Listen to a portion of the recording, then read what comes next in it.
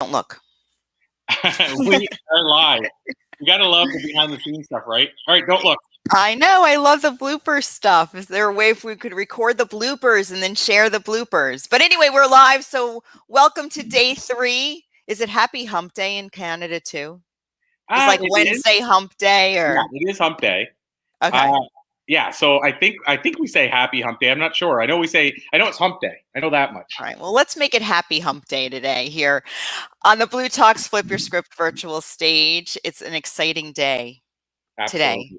And to be honest, like I'm so not up with every new term and new thing, so that's why it's funny. I'm out of the loop. Years ago, I was in the hip, in the know, and all this stuff, and even now, just saying the word hip, I think makes me unhip.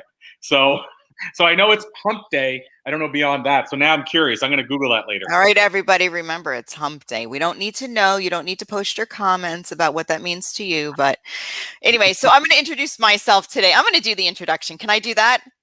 Yeah, please. Okay. Absolutely. Welcome, everybody, to the third day, day 3 of our probably 4th.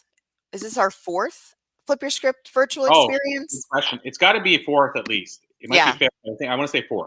All right, we're going to say it's the 4th. I'm here with Corey Poirier, the founder of Blue Talks, and my name is Elise Rothman. I'm a mindset architect, founder of Yum Life and Flip Your Script Coaching, and now the new owner of Manatee Landing Retreat in Weeki Wachee, Florida. We are super excited to be here today. I'm going to let Corey introduce the guest that's coming on because you got the inside, thing going on with our guests. So, and I get to meet them sometimes even for the first time. Like today, I'm meeting everybody for the first time. So back to you, Corey. 100%.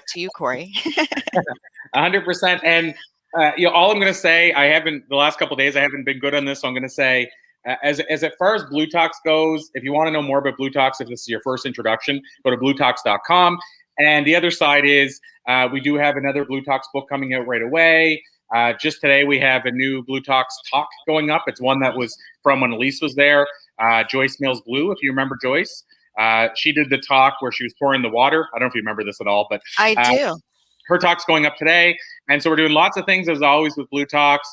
But the other thing I want to say is if you're on here watching us and you want to share it, we'd love that so much.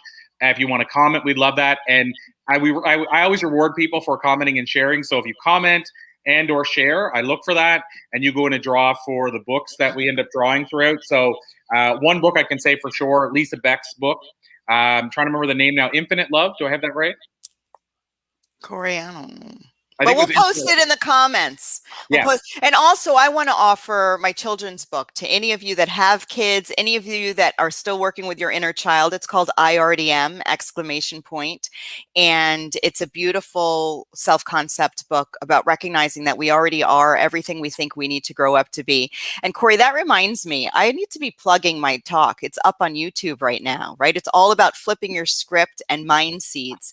So you can hop onto the Blue Talks YouTube channel, scroll down, look for, my Elise Rothman, and it's an interactive talk. Basically, we do clearing right there on the stage. So if you have something that you would like to maybe delete or get rid of for now, hop on and do some clearing with me live. Well, not live, but it's kind of live. It's like interactive right there in real time with you on the YouTube, Blue Talks YouTube channel.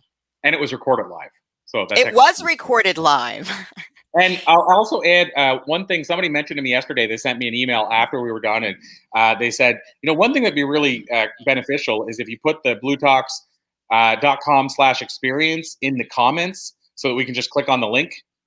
Which is okay. I can go ahead and do that. Well, I'll put it in, but you can put it in too, just in case I might be just sharing it to certain areas. So if you want to share it too, but I put it on the screen usually. But he's saying, in the world we're in today, we're all fast paced. We're kind of lazy. We don't want to even type that extra word. So if you put it in the link, we can click on it. So I try to oblige. So having said that, let's bring our first guest on. Start sharing while you introduce our first guest. So Karen McMullen, so excited to have you here today.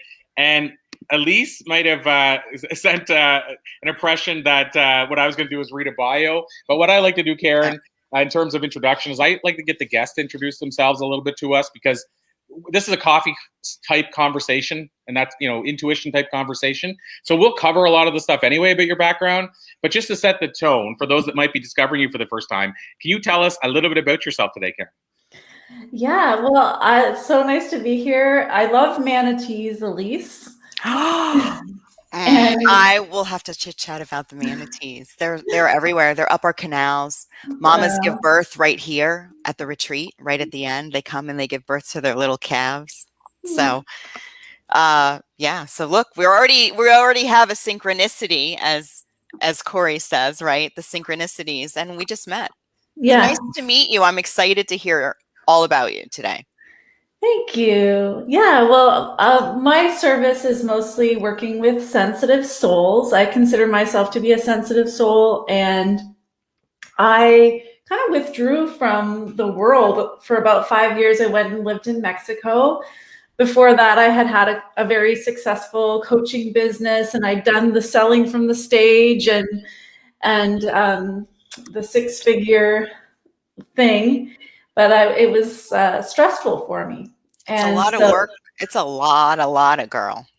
yeah, I think that there's people that can do it in a way that's really aligned. But what was true for me when I really got honest with myself is that I wasn't aligned. And so I took some years in Mexico. I kind of pursued my truth, tried to become enlightened by meditating on the side of a mountain for a while. And then eventually I needed to come back and, earn a living and interact with people. So, but what happened in the process, which was kind of interesting, is that I began channeling. So one morning while I was meditating, I channeled a message, and then it kept happening in the mornings that I would channel a message. And for those that don't know, that just means receiving a message from a higher power. And in this case, I felt that it was God talking to me, or you could also say, I mean, I'm not a religious person. I don't have a religious background, but yeah, I received these beautiful messages. And when I put them together, it was a book. I don't know if you can see that. Alchemy of Consciousness. Nice. And so it was a really profound turning point for me channeling this book, because I felt all of a sudden responsible for giving the message to the world that I had received in this book that was very profound for me. And I became the steward of the messages that I received. And so I now post them on my YouTube channel. I get them into my books and building my platform for sharing the messages. And they are really messages to help, especially sensitive souls, to get out and thrive and really strengthen themselves to be in this world and to play the game. Because as I shared myself, that I had played a little and then felt so overwhelmed and totally withdrew. But that's not going to serve the world, to just hide out in Mexico. So, Well, some may say that just sending that seed of intention and vibration is yeah, enough. I do think that can be true, but usually, like I knew in my heart that I wasn't doing my highest service. Right. And And that's really all that matters, because it really is all about you. mhm. It's all about you. It's all about me. It's all about Corey. But I Googled, like I did the other day, about hope. And I just Googled religion, because I think a lot of spiritual beings who recognize that we've gotten an opportunity to play in human form tend to shy away from the concept of religion. But I want to read what religion actually means. It's a belief in a superhuman controlling power. So that's all it is believing in something that's source, universal. I call it the big something, is really kind of guiding. And we have an opportunity to lend with our thoughts, our frequencies, and belief. We can actually learn how to tap into that, right? So the belief actually manifests in our lives. So I just wanted to say, you might be religious, even though you don't know. We get religion and we think it's organized and you have to go to a church or a synagogue or a mosque. But really, it's just the belief in something that's supernatural or superhuman. Yeah, absolutely. Yeah, I definitely, by that definition, would consider myself religious. And I became aware of being cautious with how I use the language, just because some people that read my book and who had, experienced a lot of kind of, they had an upbringing with the church.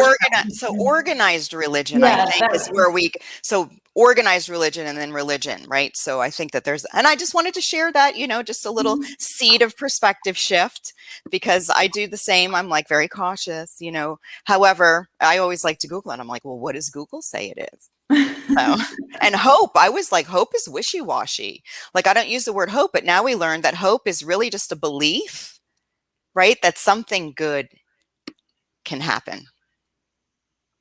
Cool. Yeah. Okay, so that was my little, Google in this interview right here, or coffee chat. So, all right, back to you, Karen. I cut you off, but I just wanted to interject that. And so, Karen, I mean, maybe we'll dive in from there if you're okay with that. Talk about some of those experiences. So it's funny you mentioned Mexico, and we talked about synchronicities, and people wouldn't have seen this, but offline, Maria jumped on for a second to say hi, and she's actually in Mexico right now, and she just got there. So cool. Western Canada. She just went there from Alberta. And anyway, so just, there's a Mexican or Mexico synchronicity there already. So I think that's kind of cool. But I want to ask you, something you said there that really struck me is, you mentioned you were seeking these things and you went up to the top to try to, do what we think is like meditation and become woke, as the term is these days. And so in searching for that, what do you think, based on what you experienced, what do you feel that, because of course you were probably told that this was the thing to do, or you probably felt this is how you get enlightened. What do you feel you did receive during that experience? And then is there something you feel you were missing that you thought was going to happen from the experience?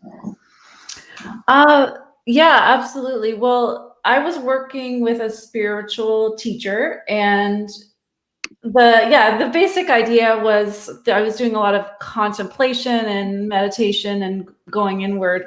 And, that's so valuable. I think that's valuable for anyone if you can carve out an hour a day or less. Even sometimes that's a tall order. But having quiet time, that's when all those kind of voices emerge of conditioning and who you think you should be. And, in my case, it was a lot of childhood healing that came up and showed me why I was. Oh, did I lose her? Yeah, we lost you for a sec. I think your mic might be muted. Mm-hmm. Or actually on the screen, I think probably. If you look down, Karen, right where your image is. Yeah, there you go. Okay. Looks like it's working again. Where did you lose me at? The childhood healing part? Did you get that? The inner child. And yes. We all got her or him in different in different stages. Did you recognize different stages of you showing up? Yeah, I mean, it was mostly related to specific traumas about childhood. So I worked through that, and it took a while. And but as a result of that, I did find a place of stillness, and that's where I started to be communicated with and started to receive messages and beautiful. That's where the synchronicities and like following the trails of, an example would be, I started to have this voice that would speak to me. So one morning I woke up at 4 a.m. and the voice said, "Get up and go to the beach." And I saw in my mind kind of where to go. And I brought it was a pain in the butt because I was like, I just want to sleep. I don't want to get up and go to the beach at 4 a.m. Especially I have to ride my bike. I have to pack a beach bag. I have to maybe be chased by dogs. It's like a very inconvenient request. But I went, and there was the most incredible show of bioluminescence that I've ever seen in my life happening at that one spot on the beach.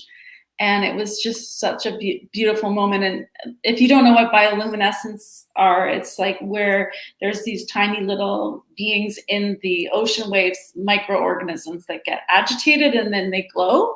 So all of the ocean was glowing in this, it was crazy. It looked like surreal. Wow. And now, was this in Mexico? Yeah. When you were in Mexico? Yeah. So how long ago how long ago did you get the calling to come back? Oh, come off the mountain. Karen, it's time to come off the mountain. When was that moment? Yeah, so I lived in Mexico for 5 years, and I lived kind of partly on the beach and partly in the mountains. And then I came back because of coronavirus. So coronavirus kind of interrupted the lifestyle that I had there, which was really fun. I got into dancing, and I had great friends there, and I had a great quality of life. And so, yeah, I've now moved back to Ottawa, and it's a huge adjustment. It's like a culture shock for sure. Aww. And Karen, what I'm curious as well, when you talk about that sort of transition, and it's interesting, we were connected through Rosalind Fung as well, so we talked about synchronicities. It's kind of cool how that synchronicity came together. And it's just a side note that I just came to pop into my head. But when you talk about making that transition of moving from Mexico back to Canada, was that, I know you said COVID or Corona interrupted if there was a pattern interrupt, but was it hard to make that move, or was it a welcome move at that point? Like after 5 years, were you like, I'm so glad to finally get this chance to make this move, or was it like kicking and screaming? I'm just curious where your head was at the time. Yeah, no, it was, I did not want to leave Mexico. I loved living there, and I imagined that I would live there for the rest of my life. But one of the messages I channeled in the book, Alchemy of Consciousness, is about that we are going through what's called a grand reorganization.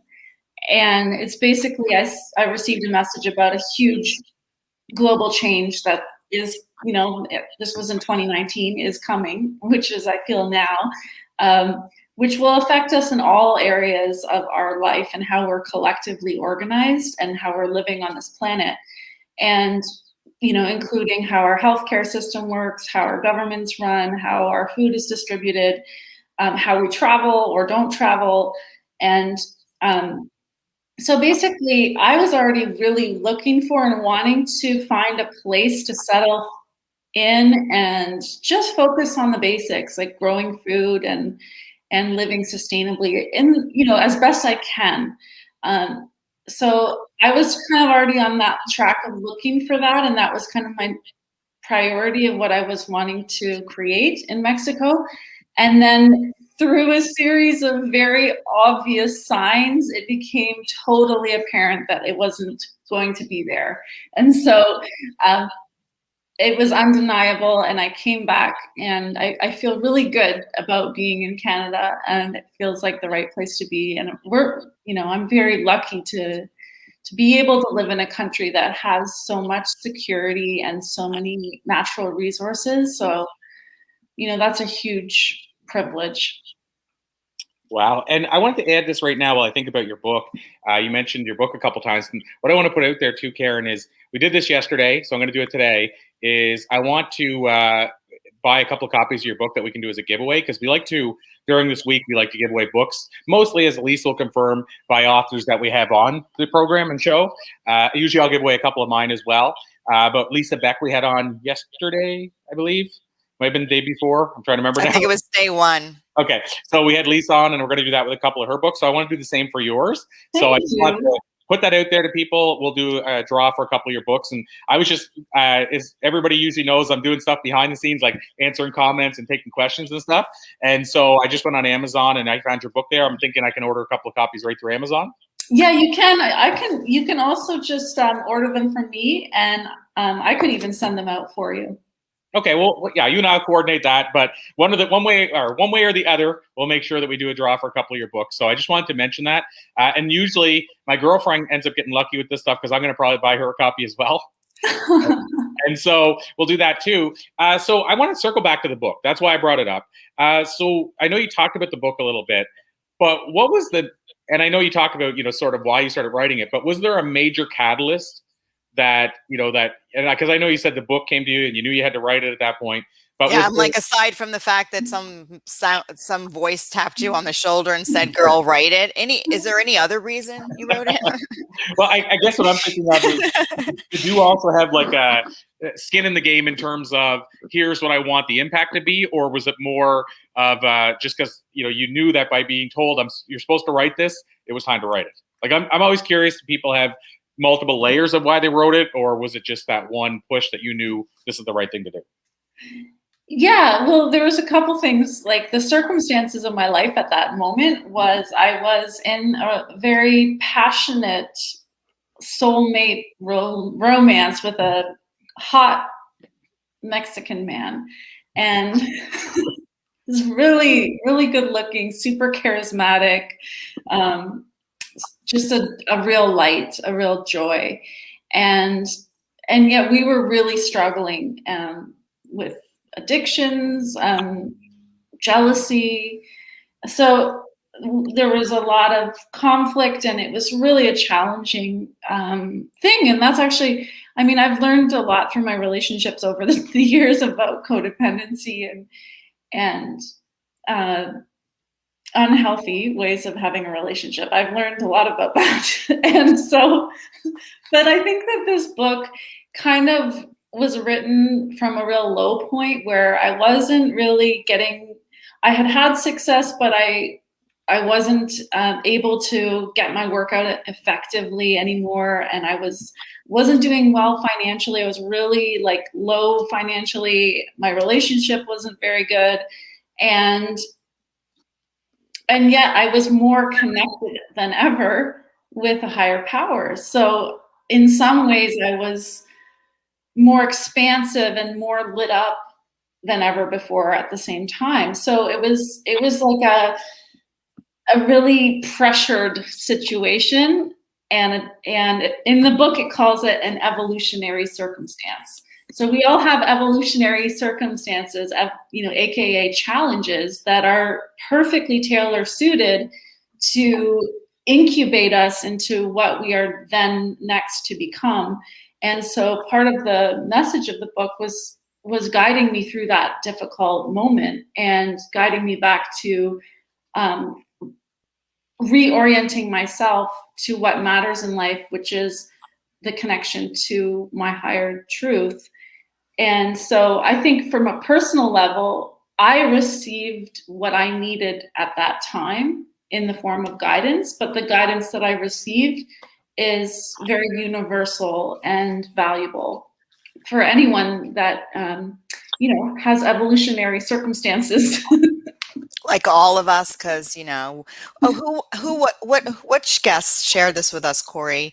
She was talking about, and I've seen bumper stickers, like we're spiritual beings having a human experience, but she worded it in a very different way. Like, we need to learn how to be human because like we're really, way more than all this. So we need to learn how to contain the way more that we are in this and move through this experience with other beings. Mm-hmm. And I believe, at least my goal is to be a well-being. Right? Mm-hmm. It's one thing to be a human being. It's one thing to be a being, but it's not about well-being. It's about becoming a well-being and being part of this collective as a well-being and being the best version of myself, not just for me, but for everybody whose lives I touch in whatever way.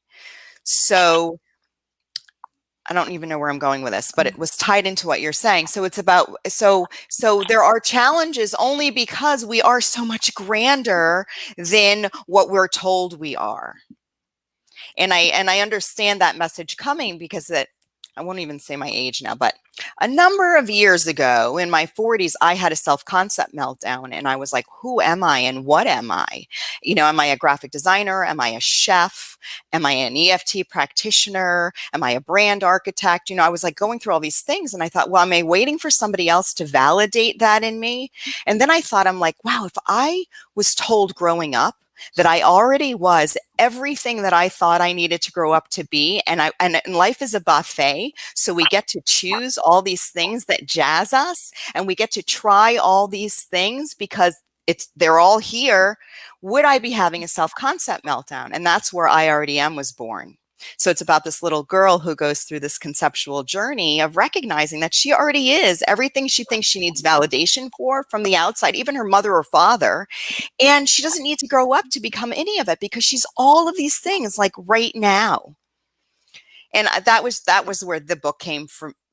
To me, I didn't hear a voice that said, hey, at least I was having an internal conflict going, if I was told that I already was, then would I be like having this meltdown right now, or this growth spurt, or this identity crisis?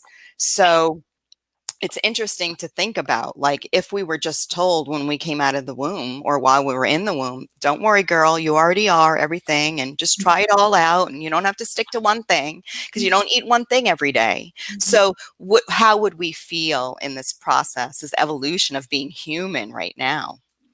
Well, and Elise, on that note with your book, I just realized I don't think I've bought copies of your book to give away. So let's do that as well. So let's grab a couple of them, and I should be buying an ebook too. And Karen, I want to send you a gift. I'm going to send you the ebook version of I Already Am, just so your younger self can, just have a little peek. If she still pops up every once in a while, just letting her know she already is. She's cool. We're cool. Feel free to share it. And remind me too, I want to get a copy for my son. Son number one. I was going to do a girl book and a boy book. The book is really, is it an autobiography or biography, whatever, about me. So the little girl is me. You'll see the pictures in the back with me with the pigtails, and the older 20-something-year-old version at the time was also me. So it was kind of like letting my little girl know that she already was. So it was a message to me. And then I thought, how powerful is that to share that with parents, with anyone who still has a little girl who's hurt, who doesn't recognize her value yet, and somebody said, well, you don't need a girl or boy book. It sort of doesn't matter if it's a girl or a boy. So I think they would love it. So absolutely. And so I want to circle back to another thing that you said, Karen, which was about, you'd done the six-figure thing and then realized it wasn't necessarily all it was cracked up to be for you.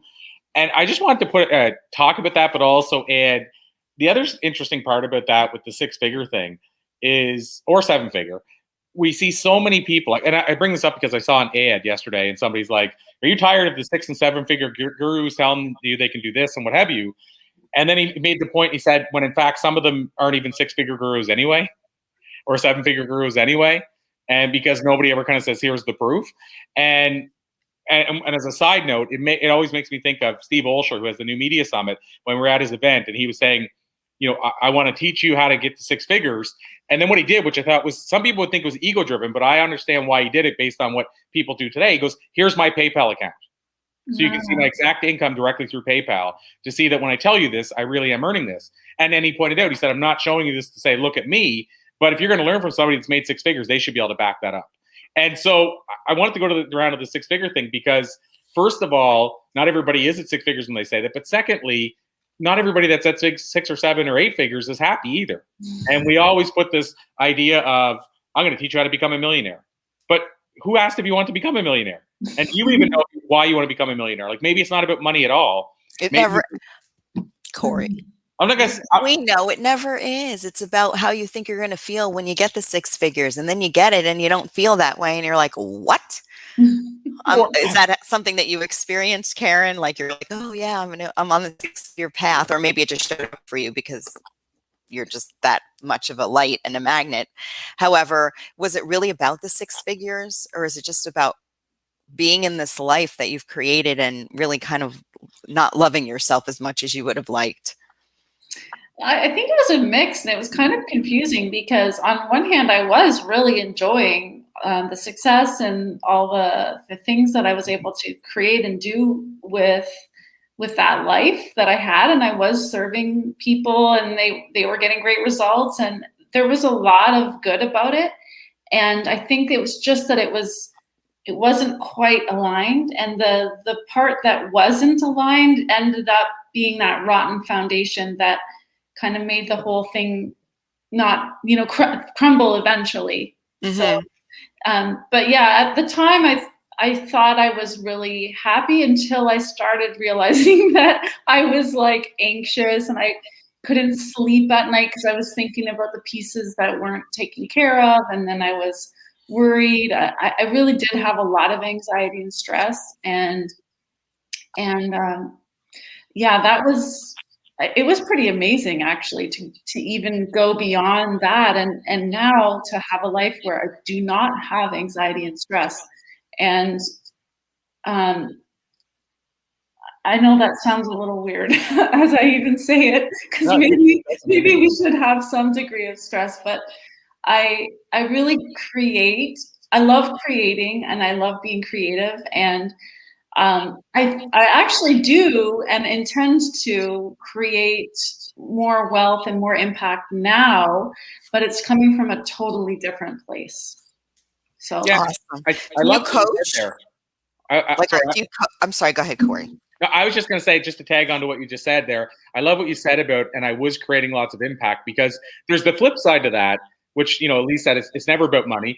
And at the same time, there's the other challenge we run into where sometimes where did I see that? Oh, on a show, I always remember little tidbits of stuff I saw in passing. One was on the show Ridiculousness. And he goes, yeah, yes or no, do you guys hate millionaires? And he was talking to the two co-hosts, and they said, no, I don't hate you if you're a millionaire. And he said,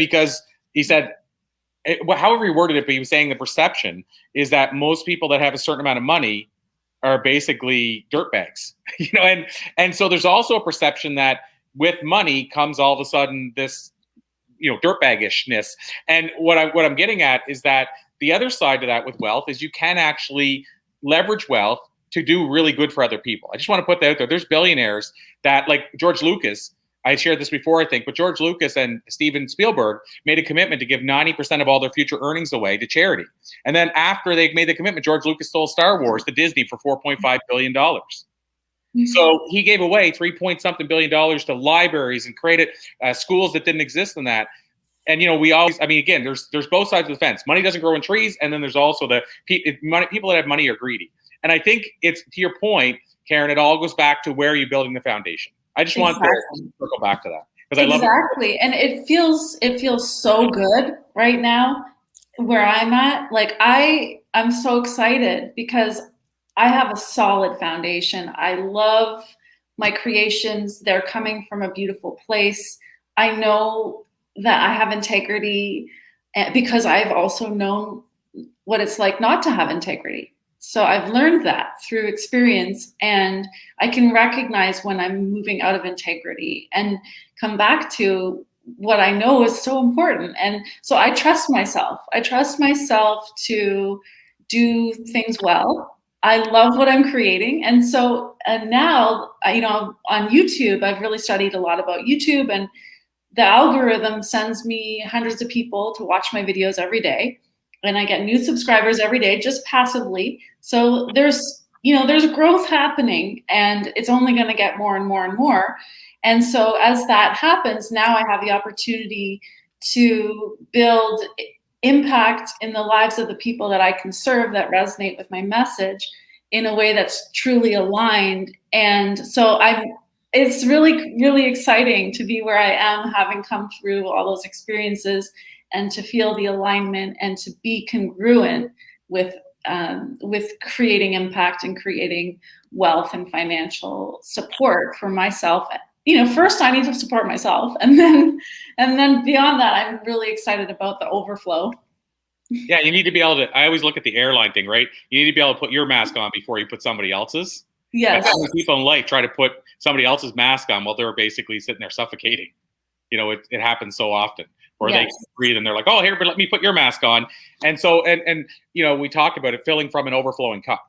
Your cup needs to be, and but what is it overflowing with? No, true. That's the question. We got lots of stuff in our cup, and when stuff shows up and we're frustrated and angry and feel like we lack integrity, that's already in our cup. It's just an experience letting us know that that's what our cup might be overflowing with. So at least for me, I'm not going to project my cup to your cup. I'll say I recognize that sometimes my cup is full of stuff that I wouldn't want to be drinking in the morning. Okay, so I'll say overflowing with good abundance, and healthiness and all that kind of stuff, like the stuff that you need to give back to other people. And I always think of Lisa Nichols. She showed me this thing. We were doing this interview, and she showed me this thing about how she said, everybody talks about having your cup full, but if your cup's just full to the rim and you give to other people, you're giving from a full cup, and now your cup's not full no more. So she said, my dear, you need to have the cup overflowing into a saucer. And so I always think of that. So the point being, to me, that's like putting your mask on first. You need to be breathing good air before you try to help somebody else breathe their air. And so, yeah, I love what you said there. And I think if you're coming from the right place, it makes all the difference in the world. And so to our points, money and all those things don't have a good or bad attached to them. It's what we attach to it. But I will add one more thing, just because it's this idea too that, and this goes back to religion, and I'm not going to get really philosophical here, but in religion, there's this whole thing for people to say, well, the Bible tells you should be poor and that God likes poor people and stuff like that.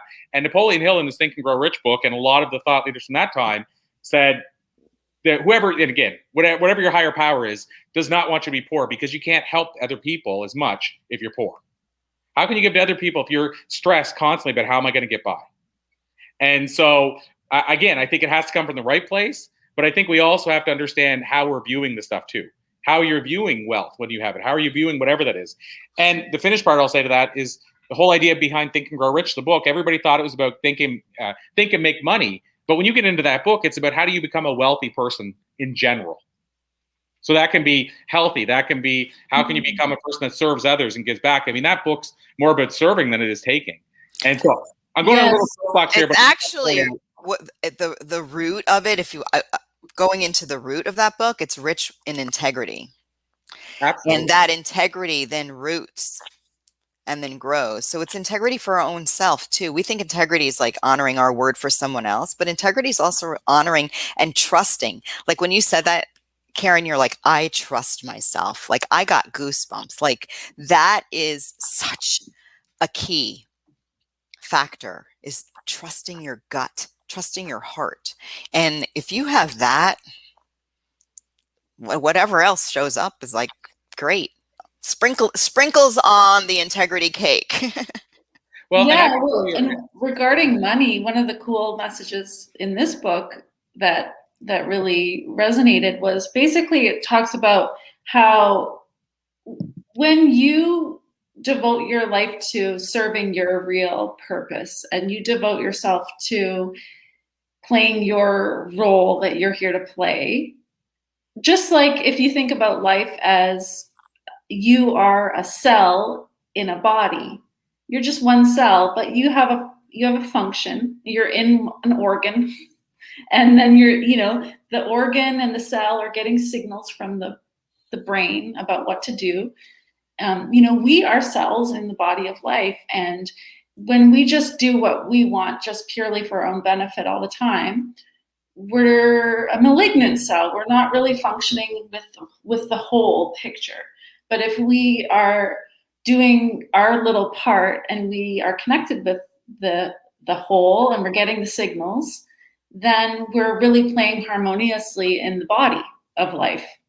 So one of the messages about money in the book was when, like, prior to a certain phase where you devote your life to serving, you do need to play the money rules, buy certain games and blah, blah, blah, and do things a certain way to get money. But if you devote your life to service, life, God, universe flows money to you in the way it's intended to be. So you do not need to worry about money if you devote your life to service. Money will sort itself out because you're playing your role, and life wants to support you to do that.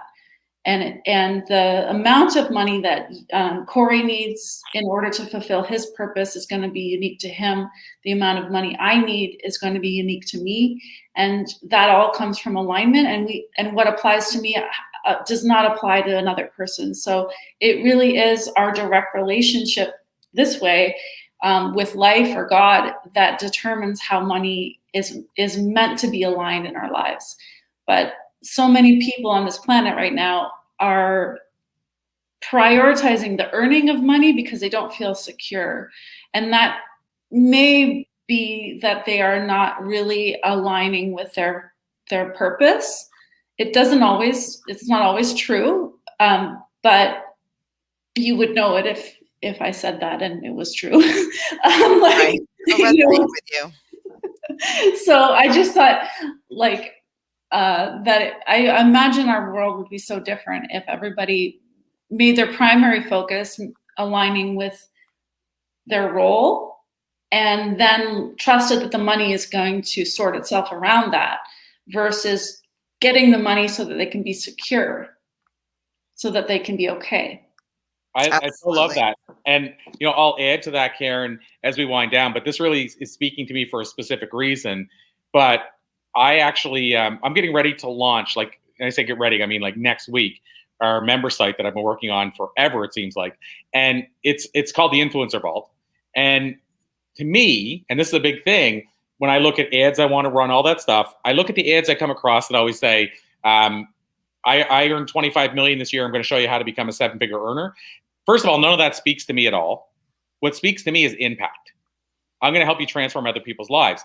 And so as I was thinking about building the Influencer Vault, none of it to me aligned around saying, I'm going to teach you how to earn 6 figures or 7 figures. None of it. And so what aligned to me was, I'm going to teach you how to get a bigger voice so you can impact the amount of lives you think is possible. And when I say that, it's because you might say, I only want to impact 5 people. Now, one of those people might go impact 100 million, or you might say, I want to impact millions. And so what I'm saying is, I want to teach you how to get a voice and find those platforms to get your message out to more people, because that appeals more to me than saying, I want to help you earn 6 figures. But here's the key thing, as you just said, if that's what you're aligned with, those 6 figures will come anyway. You know, if you're serving, and that's what Napoleon Hill, one of the biggest things in the book is, you need to find ways to give service that is in return much higher than the money you're getting for it, or whatever you're getting in trade.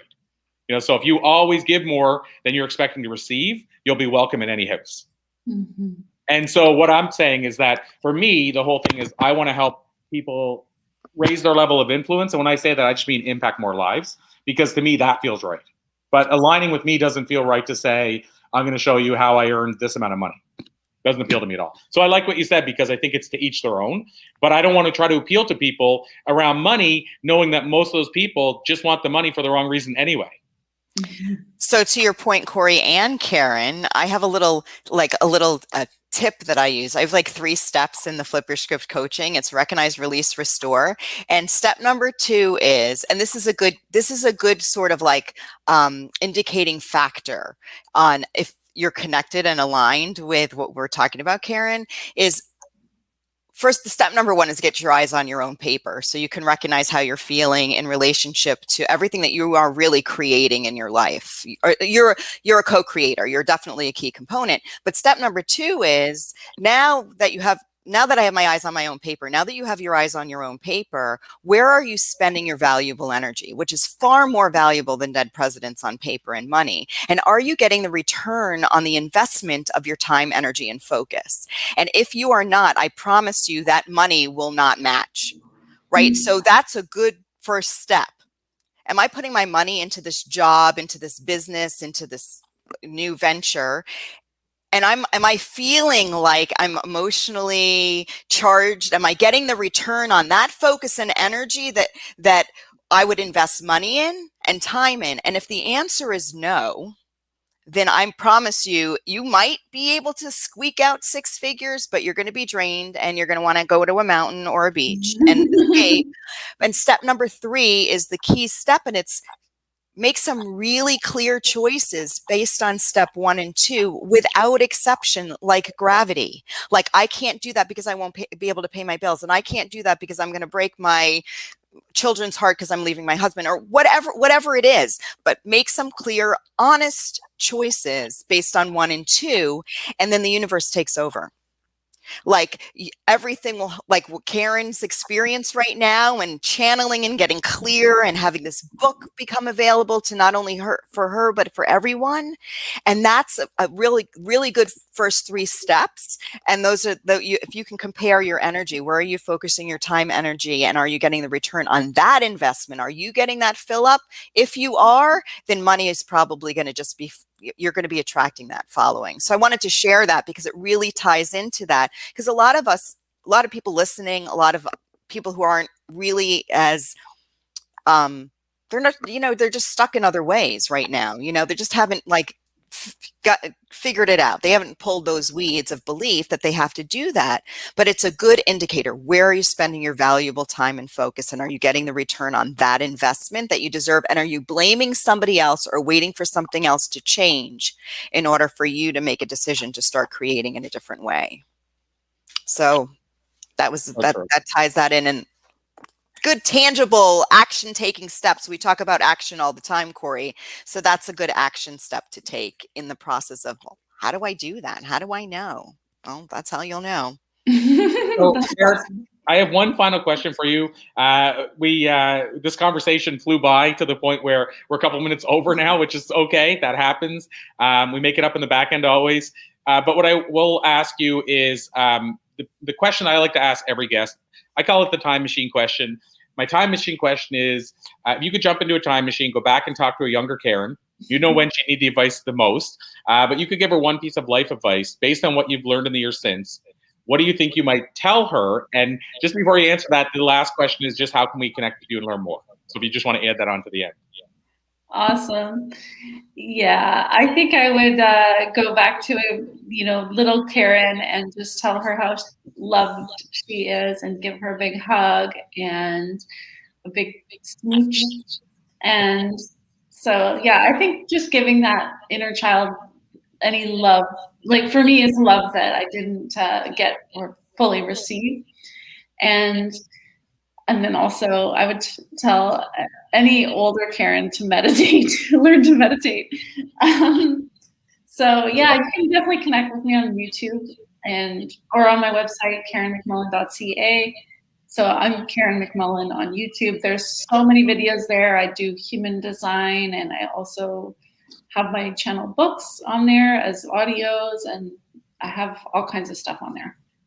There's got to be at least one video that will be relevant. Amazing. Well, I'm going to put that in the comments as well, your YouTube channel and your website. And so, Karen McMullen, this has been an absolute pleasure. Elise, I'll let you have the last word. But Karen, I just want to thank you. People are used to me saying it now, but I'm going to call it to be continued because I'm sure it won't be the last conversation. So thank you so much, Karen, for sharing so openly today. Well, thank you, Corey. I always love connecting with your giant heart. Giant heart. Yeah, he's a magnet. He's a magnet for magnificent. Oh, you guys are too kind. Thank you so much. Well, I want to thank you for spending your valuable time, energy, and focus here today of all the choices in the whole buffet of life that you could have made. And I'm going to speak for Corey too. Our intention is that you received the return on your investment in multiple ways. Absolutely. It's so nice to meet you. Thank you both so much. And let's chat manatee, because there's definitely a connection there for sure. So I'll reach out to you and share some stuff. And when the borders open up and you want to come and hop in a kayak and hang out with the manatees, you have a new mountain. Wow, that's so awesome. Awesome stuff, Karen. Always a pleasure. Thank you so much. We appreciate you. We'll let you run, and we'll circle back soon. Okay, bye. Bye. So I'm going to bring our next guest right on, jump right into things. when you're the second We've or third. met before, haven't we? We have for sure. Yeah. On several occasions, I think, Elise. I know we've met here before. Yes, because I've been on here before. But I think we were in other groups and stuff together as well. We were. Yeah. Actually, outside of this. Yes, I believe so. Yeah. I'm not sure. Wow. Eventually. Yes. Yes. Okay. I'll have to go look and see for sure. Well, it's good to see you again. Yeah, you too. Thanks. Awesome. So cool to have you here. So Lisa, how we typically start is I think you're used to this probably, but we'll, if it's okay, get you to tell us a little bit about yourself, sure. Your backstory, and then we'll immediately dive in a bit deeper. Okay, cool. So my backstory, I was in human resources for about 20 years and met a coach, and just it was like a shining light, one of those moments. And I took my coaching training, but I stayed in HR for quite a few years after, and then I was given the blessing of a layoff. and I moved into doing this business full time. I now do coaching. I still do some HR consulting, but what I call myself is an HR cultural consultant, because I don't come in to write your policies and procedures. I will come in and look at them and tell you if they're getting you where that you want them to be. But I don't redo them. I have friends that I bring in if they need them redone. I'll bring somebody in to do that. And I do some mediation as well. In my coaching, I focus with leaders and I focus more in small to medium-sized companies, because I really think it's important to start small. When you're small, before you grow into that huge corporation. I've been in companies when they're trying to change their culture, and when they're that big, it's like a slow moving turning ship that can't, it takes forever to change that culture. So if you are conscious of it now and pay attention, and you're paying attention in your leadership role, then as you grow, it's just going to build on that. And so much better comes from that, no matter how you are. And how I like to call it, and I haven't figured it out yet, but I'm figuring it out for when we speak. Hopefully, if we ever get to travel again, for when I speak live with you, Corey, but mixing the message. Hang on one second. I'll be right back. Sure. What I call it is dual paths of leadership. And it was a course I took when I was early on in my HR career. And this man was talking about the importance of taking care of yourself and your team. And the mix of that. And it was one of my first delves into like the spirituality piece and things like that. Because this man was at it was Magna International. He came in, he trained not only the HR people, but all of the general managers. And we were sitting in a group and we were meditating. And this was like 20 years ago. So it was really impressive to see that happen. And it was my first delve into it, but now I've gotten more and more into that. So the business life universe, I just was so excited to be a part of it, because I really think all three need to mesh together. 100%. And I loved what you guys were talking about just before this, because I think it's so important. Which thing? Yeah, all of it. What thing? The main piece I stepped in on was when Karen was talking about money, and you guys were talking about how people have these beliefs that the more money you have, it means you're going to be a jerk effectively. Like if you get money, you're just suddenly your whole personality is going to fly out the window and you're going to become a jerk effectively. And I think that's so important, because we have all these beliefs that stop us. Well, we talked about that. Was it yesterday, Corey, or the day before in relationship? Of course, it was one of my downloads that was like, hang on. It wasn't like woo-woo my ass. It wasn't that one. It was another one. And it was about until... And this is for everyone, and this is a message for all of us, myself included, until you have a personal experience with someone or something, it's none of your business to even have a conversation about. None of your business to share, none of your business to voice. And if you're thinking it, tap it out, because nobody knows my life. And I'm sure there are plenty of people out there that have their own opinion and have taken things out of context. So until you meet a multimillionaire who you don't resonate with, it's not your business. And it may not even be a truth. No, And it could be the seed that's rooted in holding you back from everything that you desire. Yeah. And it's amazing how it holds us back. So I've had those experiences before for myself, and then I've had them with clients too. And the one for myself was I had this belief that you had to work for someone else to make money. And so when I first stepped into my business, it held me back, because I was like, this isn't right. My whole life has told me that people who run their own businesses make more money, because while my parents were civil servants, so they both worked for government, their best friends all had their own businesses. And even the ones this was hard, why it took a while for me to sort of align all the dots. They were lawyers, pharmacists, and the pharmacists, there was three of them. Two of them are married. One works for the hospital and one ran his own business. Well, guess who makes more money? The one who had his own business, right? So even with that, because it took a while, and I was like, well, I'm not going to do it because I'm not a pharmacist. Well, no, that's not true. It wasn't that he was a pharmacist. It was that he had this successful business. He opened it in a place that people needed that service, and it worked out really well for him. And so it took a while, but I kept having to remind myself when I stepped into doing this business that, hey, your whole life has shown you that the people with the most money, and they were not bad people. They were really great people, and they give, and they all made sure like I didn't miss out on anything, because if my parents didn't have the money at the time, they gave it to us. They lent it to us to make sure that I got all the experiences that the other kids got as well. So they're not jerks. From your personal experience with these personal people who have the money. Yeah. And that's my whole life, but I couldn't connect it, right? Well, because it's seated in you needed to be pulled or deleted, the emotional response. We'll never forget the concept of something, but we can disconnect from being the emotional responder to that memory. Yeah. And I had People are like, well, I don't want to lose the memory. You won't, girl, but you won't be the emotional responder that keeps you from moving forward or growing or planting new seeds. Exactly. And I had a client once whose father had not been in his life, but his father's father. So his grandfather had remained in his life. But on the father's defense, it was his parents were young when they had him. So they were 16, and his dad didn't want to be in his life, so had stepped out and never tried to sort of in and out himself. He just stayed out. So that's in his defense. So we were having this discussion around, and he came to me for leadership. So this was a strange conversation that comes up, because you can't be a leadership coach without going into personal stuff. And what he came to me with, we started talking about it, and he said, you know what, I get it. I get why he left. He was 16.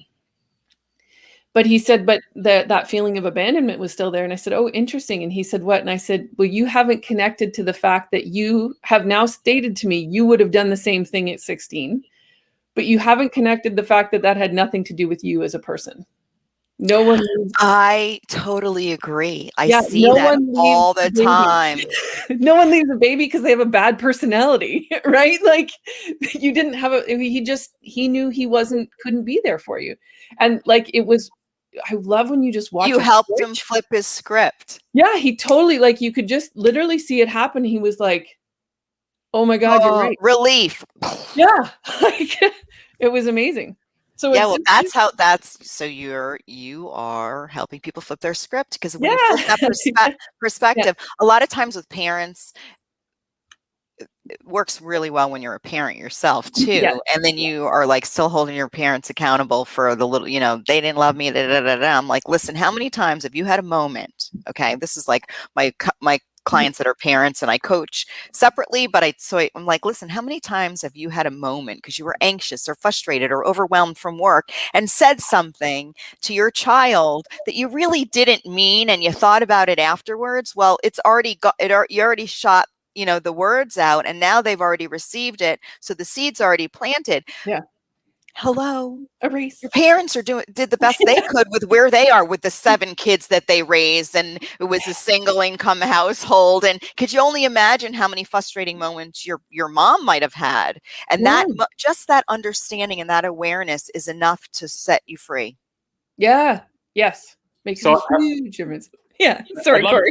No, it's all good. I'd love to add into this as well, just one, because I have this unique perspective on one of these things that we're talking about. And so I want to at least mention this and it backs up what you were saying, Lisa.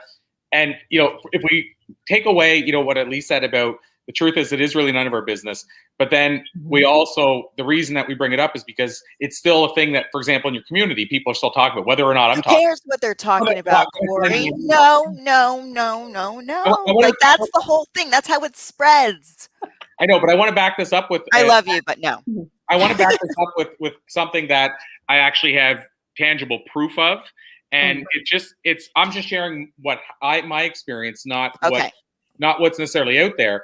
But I've interviewed over 6,500 millionaires, or at least six figures to millionaires, and in some cases billionaires.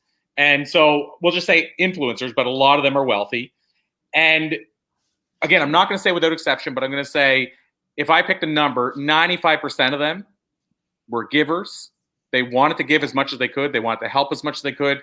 They were as gracious as could be. And so I grew up, same idea. The reason I bring this up is I grew up with this conditioning of rich people are greedy and they don't help others and all. And then I actually lived it. I went, to your point, Lise, I know it's more than one, but I experienced it firsthand. And at least my experience was that, and it's not an absolute thing. There's a lot of wealthy people that are also douchebags, for lack of Yeah. But listen, rich people don't have the monopoly on being a jerk. That's my I'm point. just telling you right now. Mostly, this is what somebody said this one time, and it really spoke to me, is whoever you were without money will be the same, but amplified with money. Yes. Absolutely. So if you're a jerk without money, you're probably just going to be a bigger jerk with money. If you're a nice person without money, you're probably going to be a bit nicer. I've talked to people who've said, look, I've had both, and I do like having money more, but they always add in, it's not because of the money.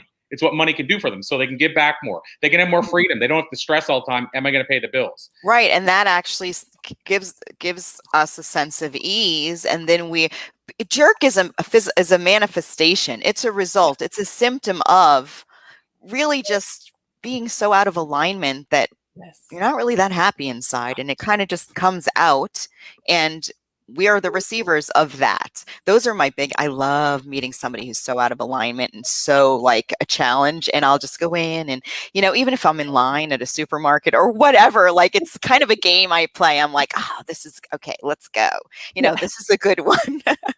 Well, I want to tell you one last part of that is I interviewed a guy named billionaire Bill Bartman, and people called him that because he had a book called How to Become a Billionaire or something like that. But he said, at the time I interviewed him, I interviewed him twice. One time he was a billionaire. The next time he had lost all the money.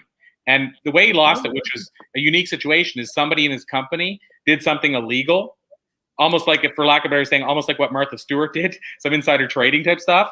They acquitted him, proved he had no knowledge of it, but it took down the whole company. They basically shut the company down. So 4,000 employees out of work, and he went from being worth whatever, $4 billion or whatever the number was, to basically nothing. And he said, and this was at the time I was interviewing him, he's working his way back up the second time. And he said, I said, do you mind me asking, what does it feel like, the difference between being a billionaire and not having that anymore? And he said, the truth is, he said, me personally, there's no difference. I feel no different. He said, what I loved was being able to fly 4,000 employees somewhere to a retreat or whatever, and treat them and do all this stuff that you normally would never be able to do. He said, yes, it's an extravagant lifestyle. But he said, for me, it was about what could I give because of that. He said, I don't feel any different right now. He said, and I said, this is funny because he was in his 60s, I think, or early 70s. And I said, so do you think you'll ever become the 24th richest man in America again? He goes, 24th? I've already been there. I'm going for 23rd, baby. But he said, it's nothing about being the billionaire. He said, it's what I can do with that. And to finish the story off, here's the coolest part of the story. How he became a billionaire, and he got nominated for a Nobel Peace Prize for this, was he bought debt from collection companies. And what he did was he hired employees. What they would do is they would call you about your debt and say, look, don't hang up. We're not going to harass you about your debt. We know that right now you're struggling. You don't even have a job. You don't need us hassling about the debt. Can we help you get back on your feet? They actually helped them get jobs. They helped them actually get a better life before they started trying to collect money. And he said their repayment ratio was like 94% from old debt that was written off because they were helping them get the job again. And it's reciprocation, right? He was doing all this stuff, and then they're like, we want to get back to this guy. But he never helped them for debt. And how many people in the world, I'm guessing he's the only one, would have been nominated as a debt collector for a Nobel Peace Prize? Yeah. And that's what he got nominated, because related to the fact that he was helping people get back on their feet. So you just helped everybody wash off that perception that they have of debt collectors, that they're all jerks. Yeah. Thank you, Corey, for sharing that. Right. Absolutely. But still, it holds true that now everybody has to go out and meet their own debt collector and form their own opinion, because this is just Corey's opinion. Well, it's just one person that I saw that was like that. Yeah, I'm kidding, Corey. That was my wit. But just to put a period on the end of that, what I'm getting at is, here's a guy who was a billionaire. So people are always saying, well, yeah, it's easy to say that. Well, how rich were they? Here's a guy that was the 24th richest man in America. And he still said when he didn't have the money. So that's the key thing. He didn't say, oh, I have money now. So yeah, it's the same when you're broke or not. This is a guy who'd lost all the money and said, no, I'm not a different person. I'm still as happy as I've always been. I'm going to get back there money-wise, but I'm the same person. He said, the money didn't change me. And that's what he said. He said, it just amplified my personality. Nice. Anyway, I just wanted to finish that money statement off with firsthand experience. And then again, 6,500 close to millionaires or millionaires. And out of all them, I'm going to say less than 10 were jerks. So at the very least, we can maybe say not all And they were jerks for you. I mean, not to you, but your opinion of it. I don't know. I just think that that's the toxicity that grows in our human race, is that we start talking about the days and the experiences we have never even had, and it just spreads. That's the pandemic. Well, and I think it's not always at the same time, because this was totally not what I intended to talk about today. But I think I'm sorry. It's okay. It's okay. Because I think it depends where we're at. And this is actually what I came in to talk about today. Was last year, I'm in a mastermind, wonderful people. When March hit, we all went, okay, we're all making a decision right now. Are we letting this pandemic take our businesses down, or are we running through this? And we all said, no, we're running through this. We're going to keep going. And I had just, like, previously, prior to the pandemic starting, is I'd worked with someone on client prospecting and how to do that properly. And I had some things coming, and I was doing a lot of networking and stuff. So I actually consequently had my best year in business last year. I wasn't ready for it, though. I didn't have processes in place. So everything I did was very labor intensive. So any client that came in, I had to write a new type of contract for them. Nothing was formalized, systemized. I didn't have any of that. And consequently, I ended up exhausted. And so this is what this is what I actually came to talk about. So while this was going on, we were writing, and you can see it in my background, the Blue Talks book, right? Yeah, I can see it. So that was happening, and I was supposed to be in the second book. I went curling because we actually were allowed to curl at the beginning of. Oh, I remember talking about this. That's my fiance's favorite sport. Yeah, to watch. Good guy. Yeah, it's a good sport. So I went curling, and I came home. It was, I don't know, 9:30, 10 at night. And I thought, well, I'm just going to check Facebook kind of quickly to calm my mind and get myself ready to sleep, because I've just come out of a sport, right? Like a game and whatever. So I was kind of riled up, and I needed to calm down to go to sleep. Well, I get in, and I see a post from Corey, and there was two things that happened. So I see a post from Corey that says, hey, everyone, your last edits are due tomorrow. And I was like, last edits? I didn't do the first edits. What's he talking about? And because I was so overwhelmed, I immediately went to my email and was like, oh my Lord, I've totally missed all of the edits. I haven't done anything Corey needed to get this book out. And I was feeling bad initially, like, I messed this up and I'm going to hold the book up, right? And I then find out that there were no emails. Somehow I'd fallen off the list somehow. So that happened. And then the second post I saw was, I had just gone live with a new website, and we had literally just put it live. So I asked the people in my mastermind, I said, hey, can you go take a look at it before I start advertising? Hey, everybody go look at my new website. And I got home, 2 people had responded, and what they'd responded with was the website, the person doing my website hadn't fixed it for phones. So it wasn't mobile friendly. So I went and looked at my website on my phone, and it was a mess. So this huge project I'd just done, I'm exhausted, I'm burnt out. And now I'm like, oh my Lord, I'm not in the book. What happened? And my website is totally messed up.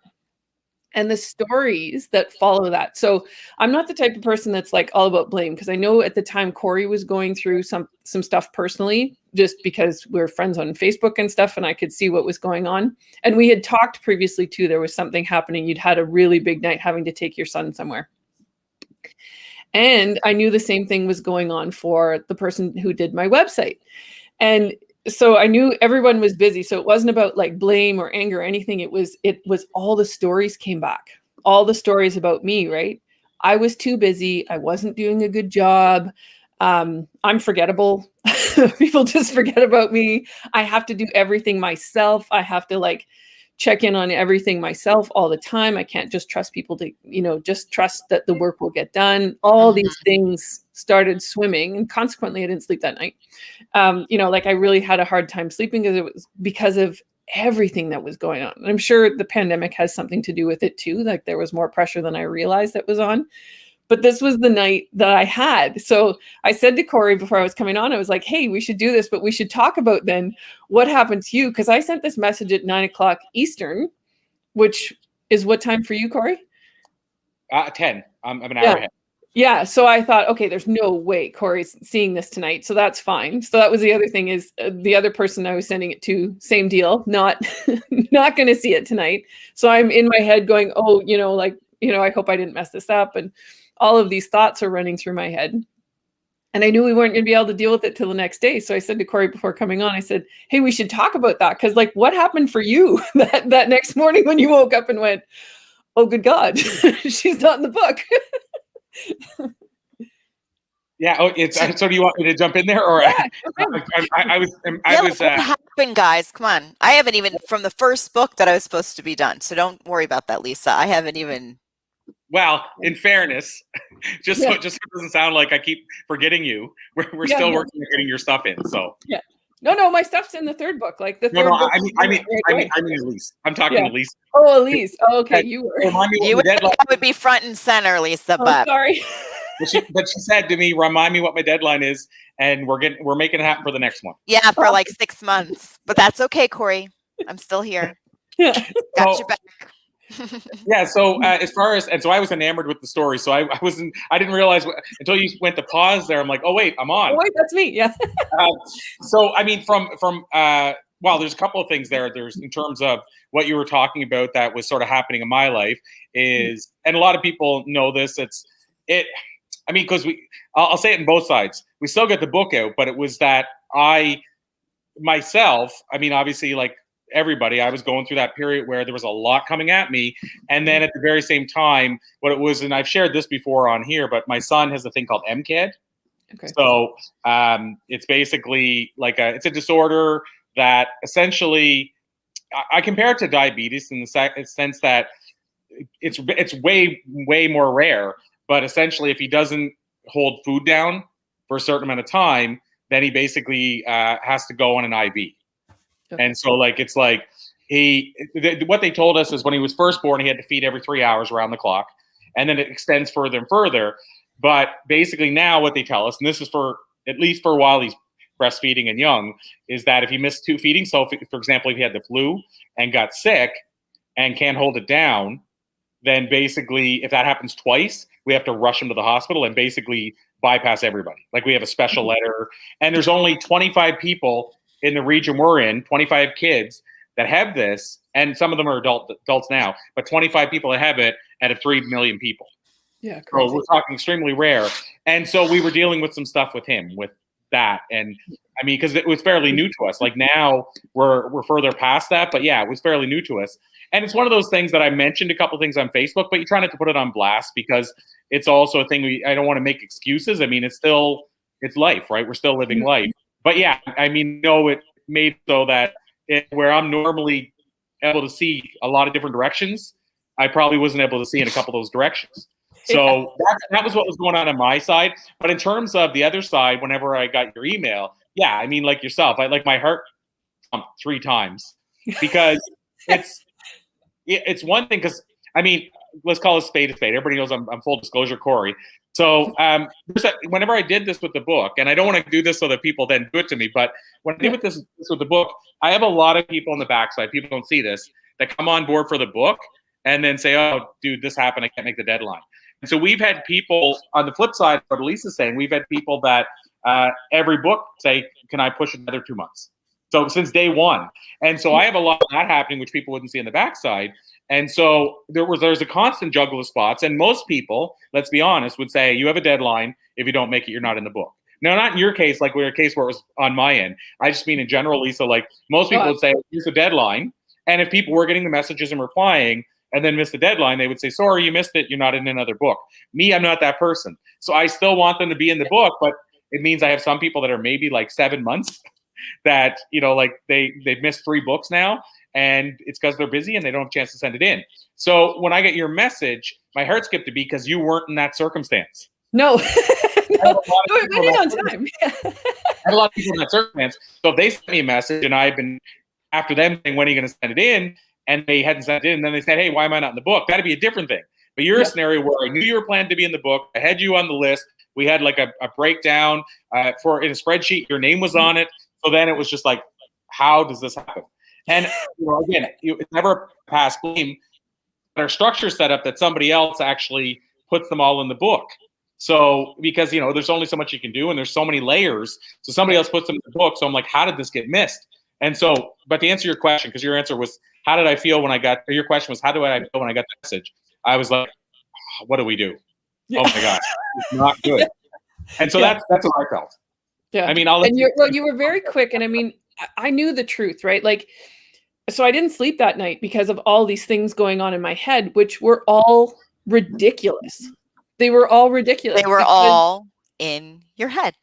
Yeah, they were totally in my head because there was all the stories about I'm not enough, I'm not seen, I'm not heard. When we coach or when I learned to coach, it was all I'm not enough or I won't have enough, right? So all of those things came up. And then, oh my God, I'm not going to be in the book. And, like all of these things started happening and what's that going to create? And like just all of these steps that were going on that totally weren't real. And the other thing, like, and I know you well enough to know that that's not the way you are, right? Like it wasn't going to be like, okay, this was missed and Corey's going to fix it. Like that's really that simple. If I'd have been in a better space, I would have gone, oh crap, something happened here. Either I missed it or Corey missed it. And oh, well, he'll keep doing books. So I'll be in the next one. Like that's what would have happened. But I was already in this heightened state of probably partially pandemic stuff. Your cup was overflowing with yuck. Yeah. So I was already in that space of everything's too busy. I'm overwhelmed. And literally like the business wouldn't stop coming in last year. I had decided, all right, that's enough. December, I'm taking December off. And I got 2 more calls that had to be taken. Like they were like, can you please help us before Christmas? And I was like, and partially again, because of the pandemic, a little fear of, well, what if this goes away? Right. So yeah, I'm going to take it. I'm going to take it, even though I'm like, I'm going to take it. And it was the same with the person who was doing my website. I know her well. We're in the same mastermind. She's been my accountability partner for like over a year. Like we talked every week for about 6 months, twice. So I know her incredibly well. I know how she takes her work and I know she's going to take care of it. But again, just where you were, all this stuff messes in your head, right? Well, they were all reflections letting you know that you still had a little bit of that rooted or up in your cup. I get it a lot, girl. We have this incredible retreat here. It's beautiful. There are people coming from all over. We have creators that are showing up. We have vibe enhancement specialists being trained. We have, what we're calling our guests, because they're guests and friends, and not family, but they're more than guests and they're not quite friends. So they're the treat people. When you come and retreat with us, you become a treat people. Awesome. So you come and join us and become a treat people. And so we're growing a treat tribe. Yeah. Awesome. I love it. And but at the same time, it's overwhelming. At the same time, because I could do everything, I was flipping the suites. I was entertaining the guests. I was having the laundry, constantly go. Everything is COVID friendly. The ionizers in the room, and feeling like when there was a campfire at the fire pit and people are hanging around, that now I was feeling that need word to go out and also be part of that. And there was a process of really recognizing, wait a second, here's this amazing, beautiful place that people are coming, and all I really want to do is get in my extra RV and go and have a retreat. And so how is that, and so coming into that and really setting an intention, and I've manifested, and I'm in a place of just people showing up now, attracting creators and builders and vibe enhancement specialists and people who are just, and orchestrating it and saying, hey, this is what we talked about with Karen, like, what's your purpose? What's your calling right here? Like, you're really good at that. This needs to be done by somebody who's really good at that. And so the past few days, this week actually has been, I can feel that relief. Yeah. But it was just showing me that all of this beautifulness was showing me that I still had that going on in me. Yeah. It wasn't because of that so much as that was a reflection for me that still was there. Yeah. Well, and I'll add one more layer to this. Just, while I think of it, and especially as our time starts to wind down, I want to make sure I add this in. To finish to your story, Lisa, because I think it's always important to know the finish. The irony of the whole thing is that because the holidays landed the way they did and everything, we did our pre-orders for the books. Ultimately, both books ended up being released at the same time anyway. Yes. Yeah. So, well, just so you know, Elise, the book she was in was just a different book, but it was released exact same time. And and That's actually, the book too you're funny. in is the thicker, slightly thicker one, which I love. Yeah. And I was like, "Ooh, this is nice." and you said that in a message to me the other day, and I love all the books. They're all my babies, but I will say that book sold the best as well. Like awesome. it's the one Well, that it's a good release date, like this holidays, right? well, if you go to the charts, it's still charting as the highest of the three, still to this day. So you were in the book you're meant to be in. I don't mean that's somebody else. No, totally. One, but I mean, just mean like whoever's meant to be in each book was in each book. But the coolest part to your story is that when we do worry about these things, ultimately the book was released on the same day, so it's like nothing actually really changed because you were in a different book. Yeah. Speaking of books, Yes. I'm expecting an email, Corey, with all of the details for the deadline to get in the next book. Oh, nice. Absolutely. But yeah, it was, and that's totally like when you sit back now, and that's why I thought, well, we can talk about it now, because if we'd tried to have this conversation then, it wouldn't have looked that good. Like, what's going on? And all the stress would have come out. Whereas now I'm kind of laughing about it because it's honestly, it's ridiculous. Like the stress that night was so ridiculous, and the fact that I didn't sleep is all ridiculous, because when you sit back now and look at it, you go, none of that was true, and there was no reason to fear any of this. Like I said, I know Corey well enough from having been in these calls before, from conversations with him before and stuff, that I knew he would fix it. And the same with the website. Like, it wasn't going to last, and it was. I sent them both an email right away because I'm action oriented, which is why I end up so tired sometimes. Because I'm so I just sent them both a message right away, and by the next day it was fixed. Both. Like, I think Corey wrote me back very early the next morning, was like, don't worry about it. We're going to put you in book 3 and like, no issue, like it's all good. So, and it was coming out at the same time. So no problems. And I'm in the book that's selling better. So I totally in the book you're meant to be in. When you're sitting in that good space, like when you are in that space of like, all right, I'm good. And you're trusting that things are going to come in, and to what you were talking about with Karen before, just that I think she did this when you're in that alignment, and you're connected, that's the kind of stuff that happens. Oh, well, this broke, we'll fix it. But when you're in that space of overwhelm and overflow and everything else, it's all terrible, right? Like the drama comes in. I'll say the drama comes in, and all of the thoughts in your brain come back, and the negative ones. 100%. And that version of me is still there. Oh, yeah. Really? Well, she's taken over? Yeah. I always say that you can't teach. Like you can't, for example, I'll give you an example. If you're right now in the middle of a nasty divorce, then you probably shouldn't be going on stages talking about how to get through your divorce. Like you're not there yet. I think you have to have, to your point, you have to have some space between the problem and the solution.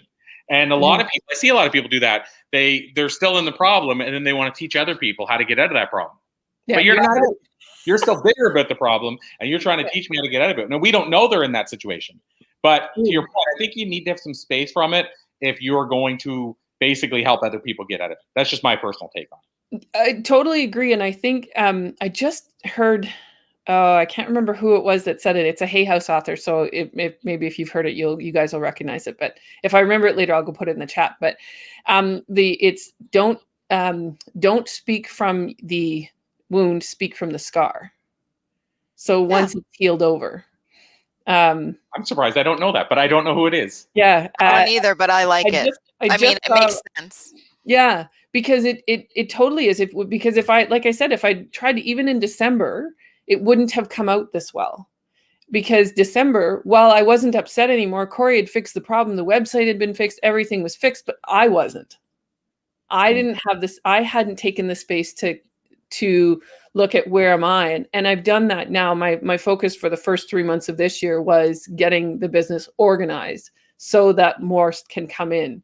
And the more I just went, okay, March, I'm not looking for any business. That's what I told myself. I'm not looking for any business. I actually got a grant, which was awesome, to do all this background stuff.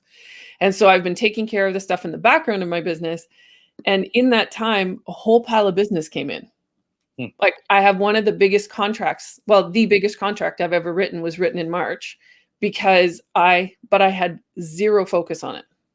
Where there was no attempt. I got an email from someone saying, a friend of yours told me that you could do this. Will you do it? And I was like, yep, but it's too big for me. So I'll bring a friend in. So I have this huge project that I've written for this place that we'll be starting soon. And so big that I had to bring a friend in. And that was awesome. Zero focus on it, right? My whole focus. Because you were neutral. Yeah. My whole focus was very much just get the back end of the business so that when it comes, I can accept it. So that it's not like it was last year, which was more receiving. of That's our theme of the week, or was the theme of yesterday. Being ready to receive. Yeah. And that was the whole goal. And yeah, so it was absolutely just amazing the way it all just showed up. And there's should we hold off from asking you how people can get in touch with you right now, because it's still March, so you might not want people to reach out. No, I'm all good. I'm moving into April tomorrow. Okay. We just wanted to check because I think that's one of our standard questions is how can people who need you find you. I'm not reachable. I'm not reachable. Leave me be. Sorry, everything's shut down right now until tomorrow. No, you can get me at on all social media at so LinkedIn. They're not coming to me. Facebook at LMW Consultation, and the same with my website lmwconsultation.ca. Just .ca. I didn't buy the .com. That's good. That's fine. I'm Canadian. I like it. Stuck with it. Just Canadian. Because I'm Canadian. So that's where you can reach me. And I'm so happy how things turned out in the last year and how it's changed now, just from shifting that focus and trying to just thinking, okay, no, I'm just going to be ready to take this. And I totally was. And because I brought friends in, it's not going to be overwhelming. So I can still accept more coming in as well, because the back end's all taken care of. Okay, well, I'm an expert on helping people have fun in their lives. So just remember, if you're having a moment, you can always reach out and we can have a little chat and I can help you get your fun on, because that's also important. Yeah, those are my words for this year. I have a whiteboard right above my desk right behind me, and the words for this year are joy and fun. Oh, well, perfect. Yeah. I love it. Well, and people say it's a good problem to have, like more business than you're used to having, but a lot of people don't realize it's still a problem. Yeah. If you're not ready for it, having too much business is just as bad. Well, I'll say it's almost as bad as having no business, because obviously no business is a little worse because you have no money coming in, so you have the added stress of that. But it's still, a lot of people don't realize having a business that's growing beyond your capacity is really a major problem. It is. And when you're not prepared for it. So the other thing I've done this year is gotten the help for it. So I have a virtual assistant now assisting me with some things that are going to, we're not there yet because we just started in March, but we're at the point where it will take a whole bunch of things off of my plate that's going to free up hours in the day, which it's for you to hold space. Mm-hmm. And then and have fun and joy. Yeah, and then you can just come over here to Manatee Landing Retreat and be like, we have 600 megahertz of whatever internet, because I don't know why my phone didn't work yesterday, because my fiance, I almost said husband, he would have been happy about that. My fiance is a IT guy, so he's like the CTO, and so we have great Wi-Fi. So if you just need to come and work from wherever, you're always welcome to come hang out here. For sure. I love that. So focusing on that, the other thing actually for me is I've been planning a course for 2 years now. And I actually did all the research for it 2 years ago. I was working with a friend who owns a VA company, because entrepreneurs aren't taking that step to hiring someone because they're afraid and there's a lot of stuff around it. So having that space is actually going to let me finally finish creating the course. It's mostly created. I haven't been able to take that next step. And for the same reason, because I wasn't in a place where I could hire the help, right? For me, it was strictly money. I have wanted help for a long time. And as human resources, I know how to do that. It was that I wasn't confident in the amount of money I was bringing in to pay that person. Because when you do hire someone, it is a huge responsibility. you need to be able to pay them, right? Like that's a big Well, I just want to share interject a little bit. So Sure. I'm listening to all the 6 figures, 7 figures money, and I'm like, okay, so it kind of goes back to an agreement that I made with myself when I was paralyzed at 18, and as I was able to have the whole process, and obviously I'm not paralyzed anymore. So within 3 months, I had to set an intention. It was an experiment, and it worked. And I walked out of the hospital. And one of the agreements or promises I made to myself was I had a second chance. To me, that was like, when you're in that when you're literally in that position, being able to go out in the world. And I always thought of life as a buffet anyway. That's not something that I just discovered afterwards. I've always been that version of me. And so I made a commitment to myself to make a life for myself that I love, as opposed to a living to support the life that I love. Awesome. And there's been an internal conflict that I've recognized throughout that agreement, is that my intention, my promise to myself, my agreement that I made has funded my entire life of amazing experiences. And I then get caught up in the two-dimensional way of thinking, I call it, for myself, where the exchange of money hasn't really matched my creations. I've been an entrepreneur. I've had Best of New York creative play spaces in New York for years. I've been guest designer on TV. I worked for Martha Stewart, Gourmet, Bon Appetit. I don't speak about a lot of this.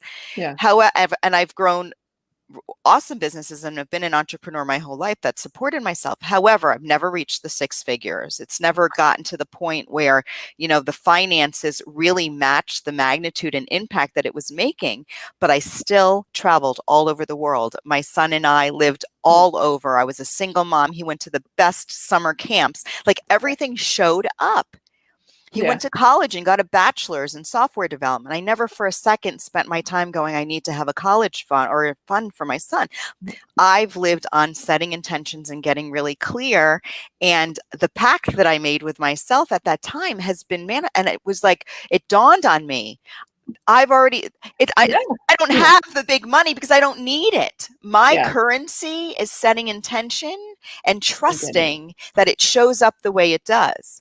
We need an aerator. We're at the end of a canal here, so we kind of get a little bit of when the river flows and the canal comes to the end, we kind of get like some leaves and some mucky stuff at the end. It kind of collects. So we need an aerator, kind of like a pump that goes, and which is great for the manatees to come too. So I went on Facebook Marketplace. This will be quick, and I found one, but it was 4 hours away. So I messaged the guy and I said, it's 4 hours away. It's too far. Never mind. And he goes, but where are you? And I said, well, we're in Weeki Wachee. We just bought this old roadside motel and we flipped it into an everyday retreat. And he's like, oh my gosh, my girlfriend and I were planning to come to Weeki Wachee this weekend for a 2-day paddle. And I'm like, oh, are you staying with us? Because I can't really keep up. I don't know everybody that's coming until they kind of show up. And he's like, well, I don't know where we're staying, but are you open for trade? And we happen to have one suite that we are now getting up and ready. We have all 4 suites are fully booked. So we're booked, but we have that one suite that not until next weekend is rented. And I said, well, actually, you're going to motivate me to get the suite ready. He's coming. So that he's going to spend 2 nights here with his girlfriend. We have kayaks and canoes and everything is available. And for $1,000 aerator, and put it in to our canal as the trade. Nice. So they're getting 2 nights in a suite. I mean, it's going to be a game-changing, experience. A suite that you weren't even going to have ready. Wasn't even going to have ready. Yeah. And this aerator and the installment and everything is going to happen. So do we really need as much money as we think we do in order to be able to have and achieve and receive everything that we desire? I'm living proof. Yeah. We don't. Love it. Yeah. And it's taken a long time for me to accept that about myself, that am I open to receiving 6 figures or more? Absolutely. Sure. But do I need it to live my life optimally and learn in the moments that I'm out of alignment to love the life I'm growing and love myself in it? I don't. Yeah. And we all really don't, but we believe that we do. And I just know that we don't because my life has grown without that, not without it. Obviously, I pay rent and all, when I was renting or whatever, growing up as a single mom, and I had my own companies, and, you know, that funded itself. But we think we do, we believe we do, and that's where some of that trap is. And so I'm going to speak more about that. I think I'm going to be more vocal and share that more, because it's almost something I hid. You know, how can I have these successes and make these impacts and changes and have children's books and be on TV and all of these things, but really have never reached that 6-figure level, or even a high double figures, really, honestly. And I kind of hid that, because I was like, not that I was ashamed, but it was like, maybe it lessened my validity of who I am and the impact that I make. And I'm going to just own it. Yeah. Right now, this is my first debut. This is the first time I've ever spoke of it publicly. So thank you for allowing me and giving me that, whatever that was that sparked that in me, because it's true. There's different ways that comes with that too, right? Like when you're making those 6 figures, there's responsibility that comes with that too. Then you have to take care of it. So absolutely. And I've been on the verge of that and recognized, wait a second, that's I'd rather be over here playing or having an experience. To me, that was more valuable than the time that I was spending, right? That spending that valuable time and energy, the return on that investment wasn't worth it for me, which just seems weird, because it would be nominally, you know, in a nominal exchange. But this is where my time and my energy, this is where I get my best, you know, results and benefits. Yeah, absolutely. Love it. So Lisa, I have to ask you, any remaining things you want to share with us before we let you run? I know we have our other guests backstage, so I want to. I figured that. No, I don't think so. I pondered your question though, because you asked Karen, so I can answer that question. What would you tell your younger self? The time machine question. Yeah, the time machine question. So I think what I would tell my younger self, and probably in my 20s, is enjoy everything that comes. Because I am so goal focused, I forget to enjoy it. And actually, I get what I want. I'm incredible at getting what I want, but I forget to enjoy it when it's there. I love what I do, and I let the stress of the other pieces get in too much, where I'm like, I love what I do. Like, I love this. I love having these conversations, doing these presentations. I love teaching the courses. I love coaching, but all of the other stuff around it, I let too much of that get in. So I would tell and I've been doing it since my 20s, because I decided then I was going to be an HR manager before I was 30. And then I got there and had a new goal. No, like, just enjoy. So that's what I would say. Yeah. I may, with your permission, whenever we're closing things out, after our next guest, I may circle back to that. The idea of, I've interviewed a lot of people and discovered that's something nobody ever wants to share, is that they don't really enjoy the journey as much as the destination. And nobody ever wants to admit that. Like, what I'm getting at is there's a lot of high achievers that we want to be, that personally, I don't enjoy it. Like, and they enjoy being at the retreat and want to getting in my RV and going by myself to find another retreat like that. If that's not the epitome of hello. And there's a lot of people, like, a good example is they write a book and they struggle with the book, or they maybe even enjoy a bit of writing it and stuff, but they're really focused on, I can't wait till the book gets out. And then they hold in their hands and go, oh, that's it? Next. Yeah. Well, there's a lot because we Corey, I did 3 in the last year. I've been in 3 different books in the last 2 years.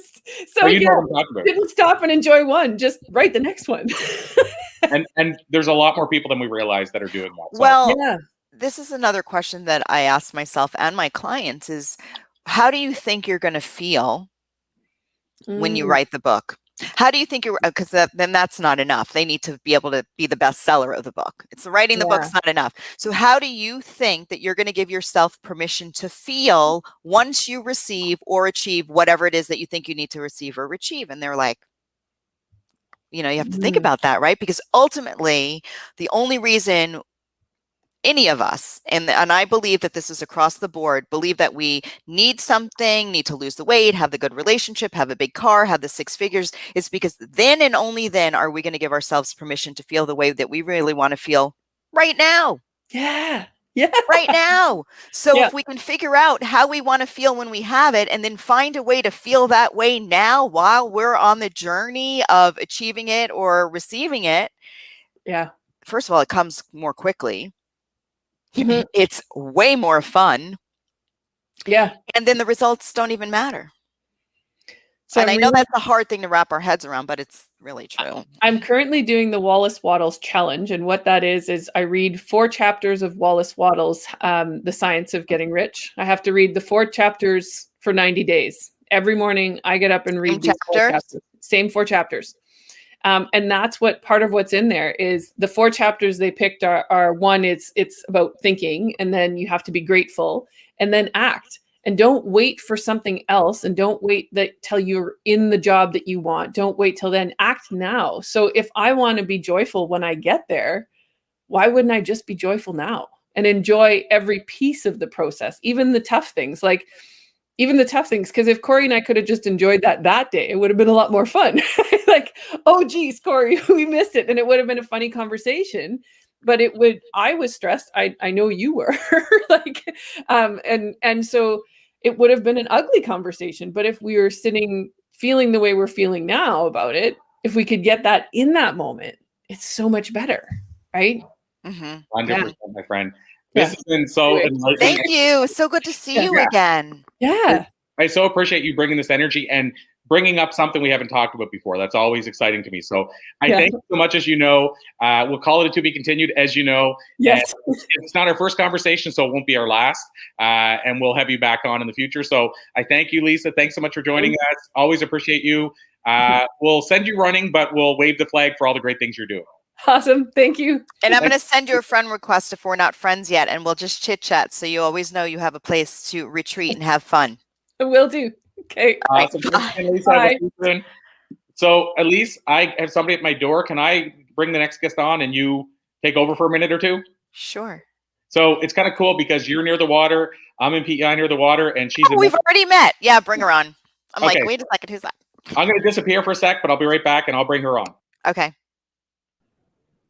Hi. You're outside now. Yes, I am. I'm enjoying the wonderful view that Oh, that is a beautiful view. I would go outside, but somehow my internet, I don't know. Anyway, but I love it. And we have great internet here. We have great Wi-Fi. We have 600 megahertz. Anybody who comes here to do work or to retreat and just kind of, be able to settle in and like write their book or do whatever they want to do, they're fine. I went outside yesterday on my phone to try to show everybody where I was, and I was like, freezing. Frozen. Yes. So I have to figure it out. It's definitely my device. Yeah. But how are you? Doing great. Thank you for asking. I'm so excited to be on with you guys. And honestly, this has been so wonderful. I've been in Mexico for quite some time, so I'm really just enjoying the sun. So I was curious because you're from Canada. Yes, that's correct. You live in Canada. I do. I live in Edmonton, Alberta, actually.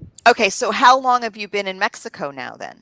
I would have left in the mid of March, and we are staying here until the second week of May. So this March? Yes, that's right. So I have a question for you, and then we'll dive into who you are and what you do and how you make this big impact in the world. So my understanding is that the Canadian borders are closed. So I'm a little bit confused about how you were able to just get on a jet plane and fly over to Mexico. So that's the biggest misconception that a lot of people have been actually asking me lately since I've been posting on social media. So they all were fearful about the fact of the Canadian border being closed. And what it is actually technically a direct, It's all right. We saw him. Is that your boyfriend? I'm like, honey, get away. He's cute. Oh, thank you. Is that your boyfriend? Yes, it is. Thank you. I was like, oh, I just got a little peek. He's just doing his wandering. He knows I'm on today. So, so the direct flights to the Caribbeans have been discontinued right now until April 30th, which is exactly what Justin Trudeau had been mentioning. but the indirect flights are not. So if you're willing to do like a day or two flying into Mexico or wherever it is that you choose to go to, you can. You do need to take your quarantine tests. You not quarantine, but sorry, you do need to take your COVID tests. That is a requirement for you to leave. However, if you do return before April 30th, you will fly into Toronto and then from Toronto to wherever like you live in Canada. There is a quarantine of 3 days. If you choose to rebel it, that's up to you. I never tell anyone to do whatever they choose to do, but we're actually So in Toronto, you stay in in probably a hotel or whatever, which sounds great. An extra mini vacay. Yeah, exactly. An extra little quarantine vacay. Yeah, exactly. So that's interesting because we're big RVers, and that same misconception happened last March, where you can't go anywhere and you have to stay in and all that, and that's true. However, you would have thought that every single state border was closed and they were checkpoints if you had certain license plates, and it really wasn't the case. I mean, we had our own home and we traveled with our home, so we were very respectful, but we went from Florida and through Jersey and New York and stayed at friends, and driveway surfed up to Maine and back. And so we spent time in North Carolina at our friend's place in our RV. So we've really, I mean, it was great. There was no traffic. It was like open roads, but it was another misconception. Absolutely. You couldn't leave your state, or you couldn't leave your town, or so that really ties into a big theme for me, and that I share because I think it's so powerful once recognized, as a perception, that have your own experience. And that's definitely something that I teach people, especially when it Good tie-in. So tell us a little about you. So, it's really funny that you say, like, you got to go with your own perception. You got to do your thing. So I'm an intuitive coach myself. And I help people who are awakening or looking to awaken or trying to understand intuition. Because, the thing is, everyone understands intuition. They see it, they know it, they heard of it, but they don't really fully grasp the process. And one of the most important things that I teach them is do what works for you, not what works for everyone else. Fist pump, girl. Right? Like, seriously, I'm so big on this with everyone around me.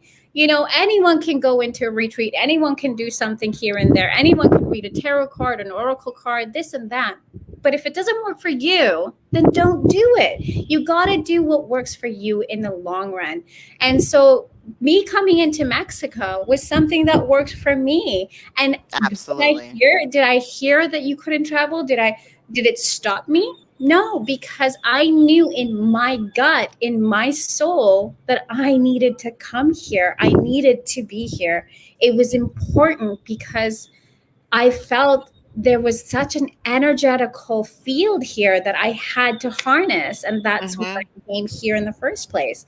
So trust your gut, trust that instinct, no matter what, because it literally has never failed you from the beginning. And it will never give up. Right, exactly. So if you ignore it, I promise you, I'm not allowed to say shit. But if I was allowed to say shit, I would say the shit gets louder. It gets your gut will always guide you, and is always right for you. Exactly. So we are totally aligned in our bathing suits, ready to go out in the water when we're done, right? Oh, that's exactly what I'm doing. I know. People were like, "You're buying a motel in the middle of a pandemic?" Yep. Because I'm a creator, so I just create. It doesn't matter what's going on in the world around. Me as a creator, I just keep creating the new things that happen. And we have been booked solid since December. Oh, many blessings. We closed December 9th.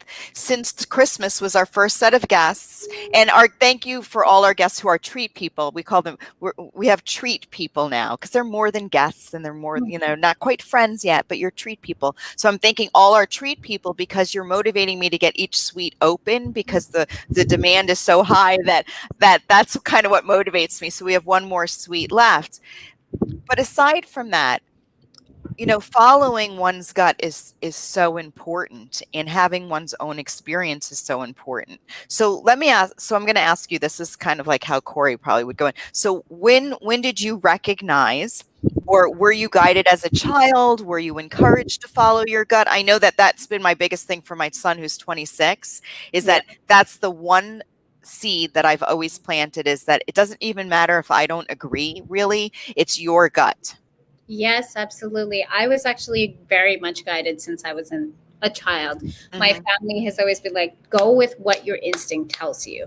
My mom, my dad had always told me as a kid, like, sweetie, if you don't like that ice cream, don't eat it. Like they always use the ice cream metaphor with me. They're like, if you don't like that flavor, don't eat that one. If you like this one, go with that one. Go with what feels right for you. So I was taught as a kid to understand my intuition. And even as a child, we have intuition. We're always guided left or right, right to left. Even brighter. Yeah, like we're so in tune, right? We know right away which one to go with. But we're always surrounded by society's conception of what to choose. And that's what makes it hard when we're growing up, is because we're guided by different things and shown distractions of how to guide ourselves. But we've always known.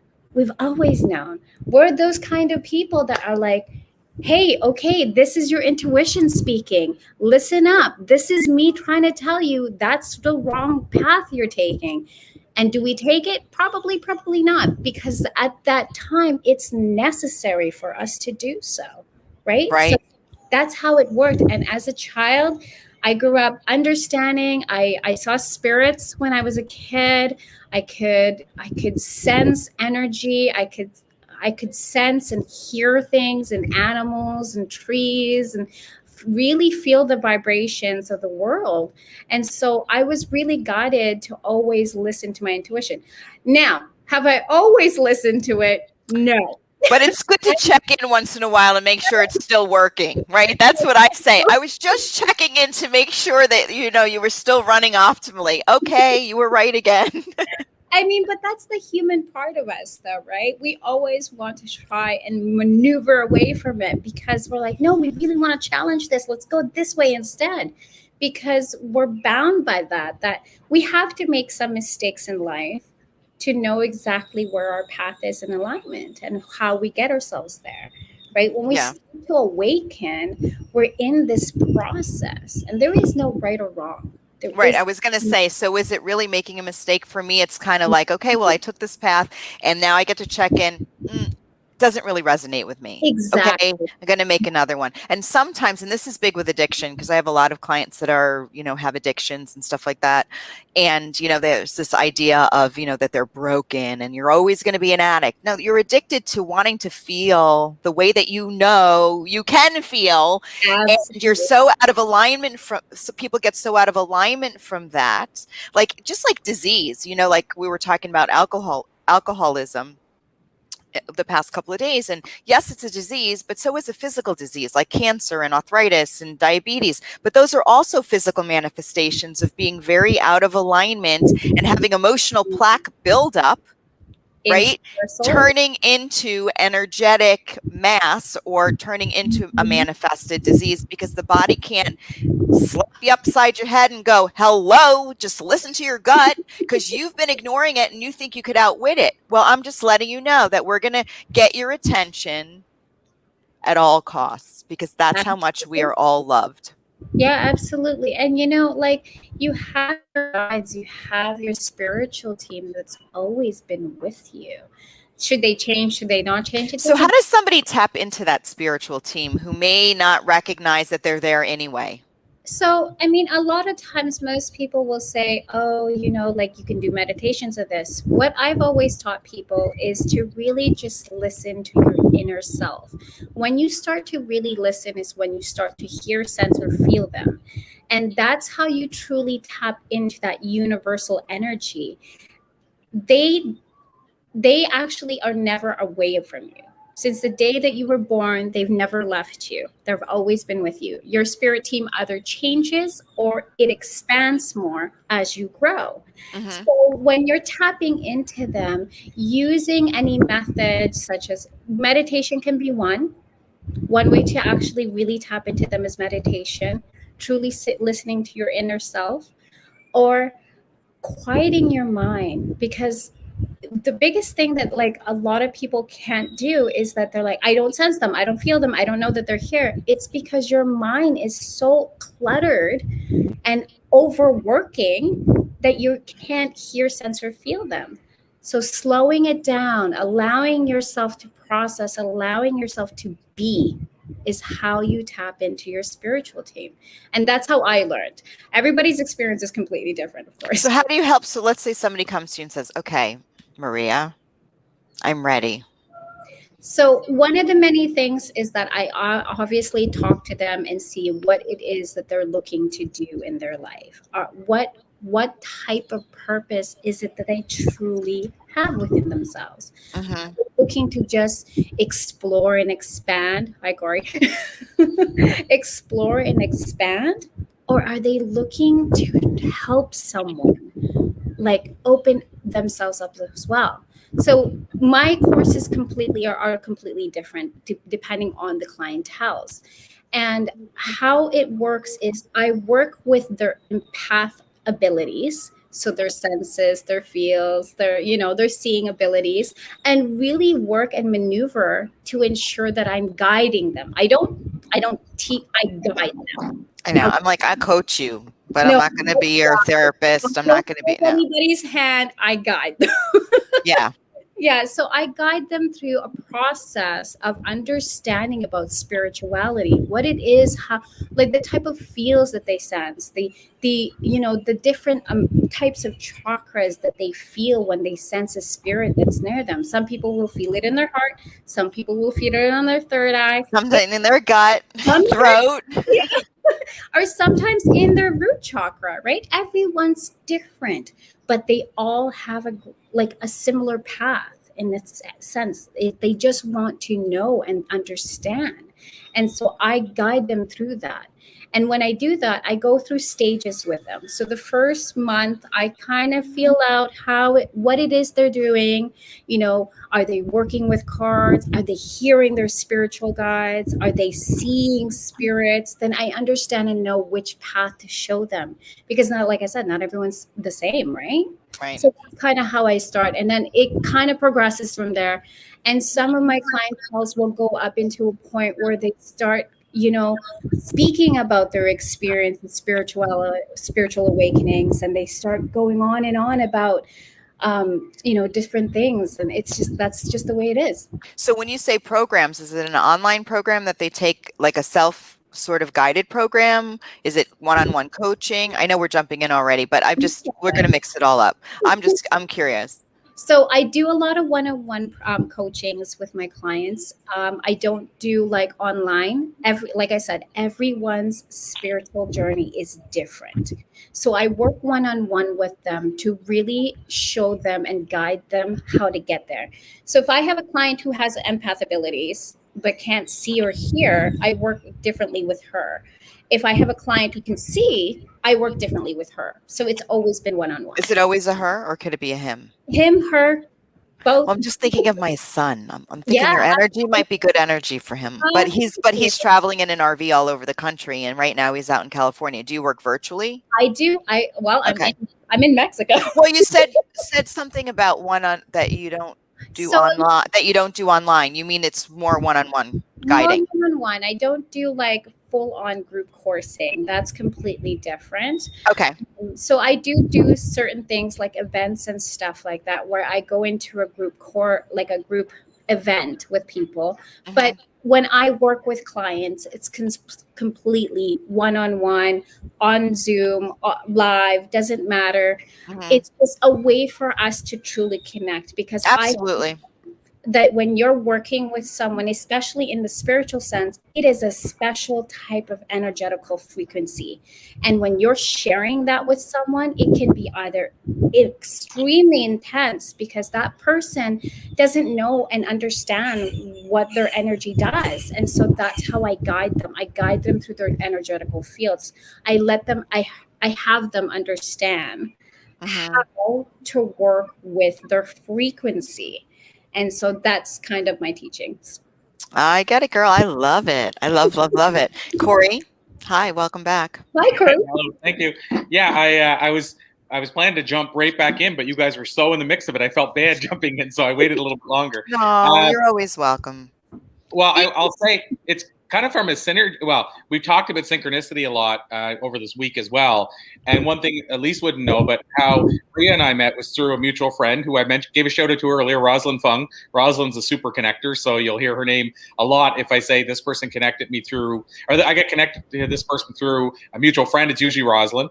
But having said that, it's pretty interesting because what happened was we were running one of our Blue Talk, or no, actually it was one of my personal events, and I wanted a photographer. The photographer, I think what happened was we had a photographer lined up and they couldn't make it because something happened. I think that was it. And Rosalind like, well, we need to get pictures, so you need to bring my friend who's a photographer. And that's how we initially got connected. And, here we are all this time later from basically, hey, do you want to come in and take some photos at our event? And the photos that she took at the event are among some of the best photos that anybody's taken. So I'll give you that compliment. But fast forward, all this time later, and here she is a part of the Blue Talks community. So again, you just never know from a synchronistic point of view who you're going to be connected to and where it's going to lead. So I just wanted to add that's kind of the backstory as well. Is that's how we were connected was through the great super connector known as Rosalind Fung. So she is one of the most amazing super connectors ever, right, Corey? 100%. And just from and I'll add one more thing about synchronicities, which is kind of wild. But Rosalind, also how we got connected was through a mutual friend who I never would have thought in a million years. You know how we make these judgments, which we shouldn't? I never would have thought in a million years that she would connect me with somebody like Rosalind. And when I say that, what I mean is that she wasn't really in the same sort of sphere of personal development and leadership and all that kind of stuff. And she was a roommate of a friend of mine's, and she knew that I helped people with speaking.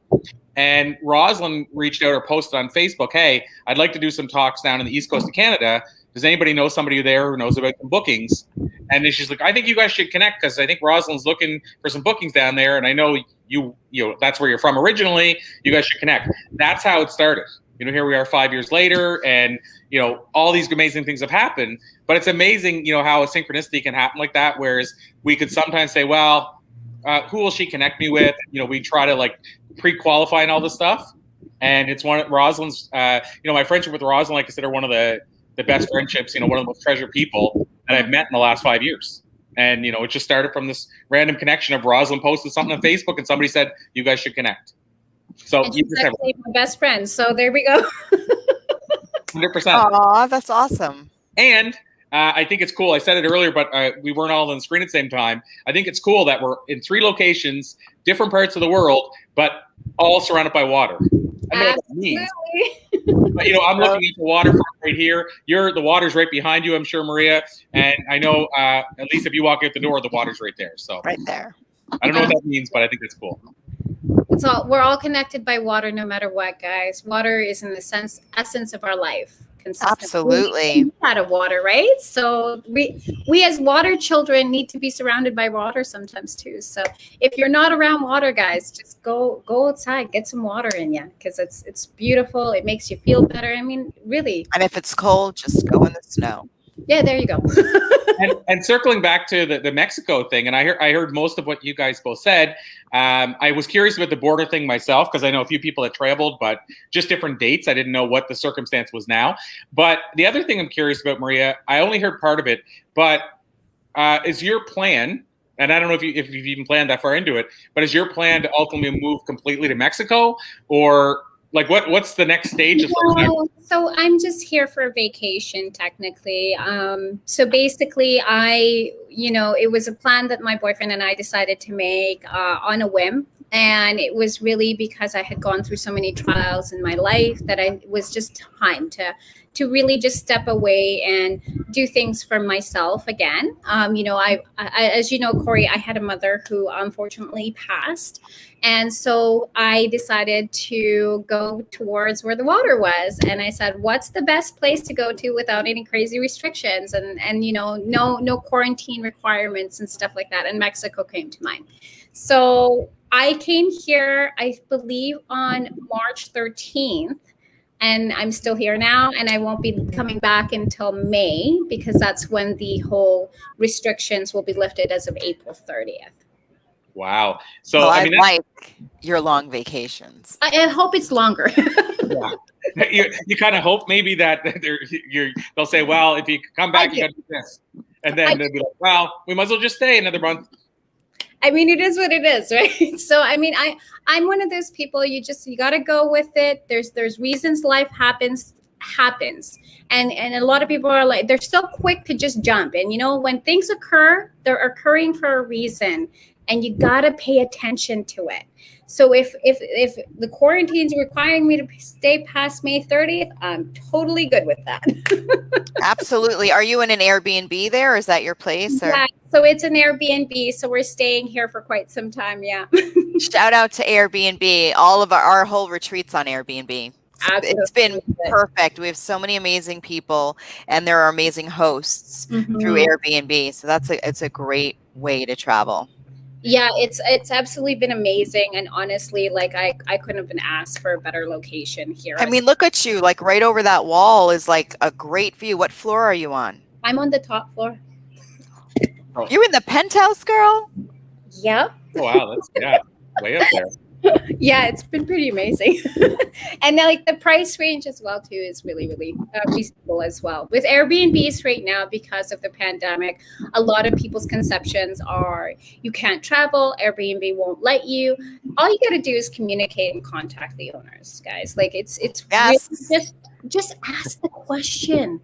Don't be afraid. I mean, if you are, that's okay. If maybe you'll ask later, but just ask the question.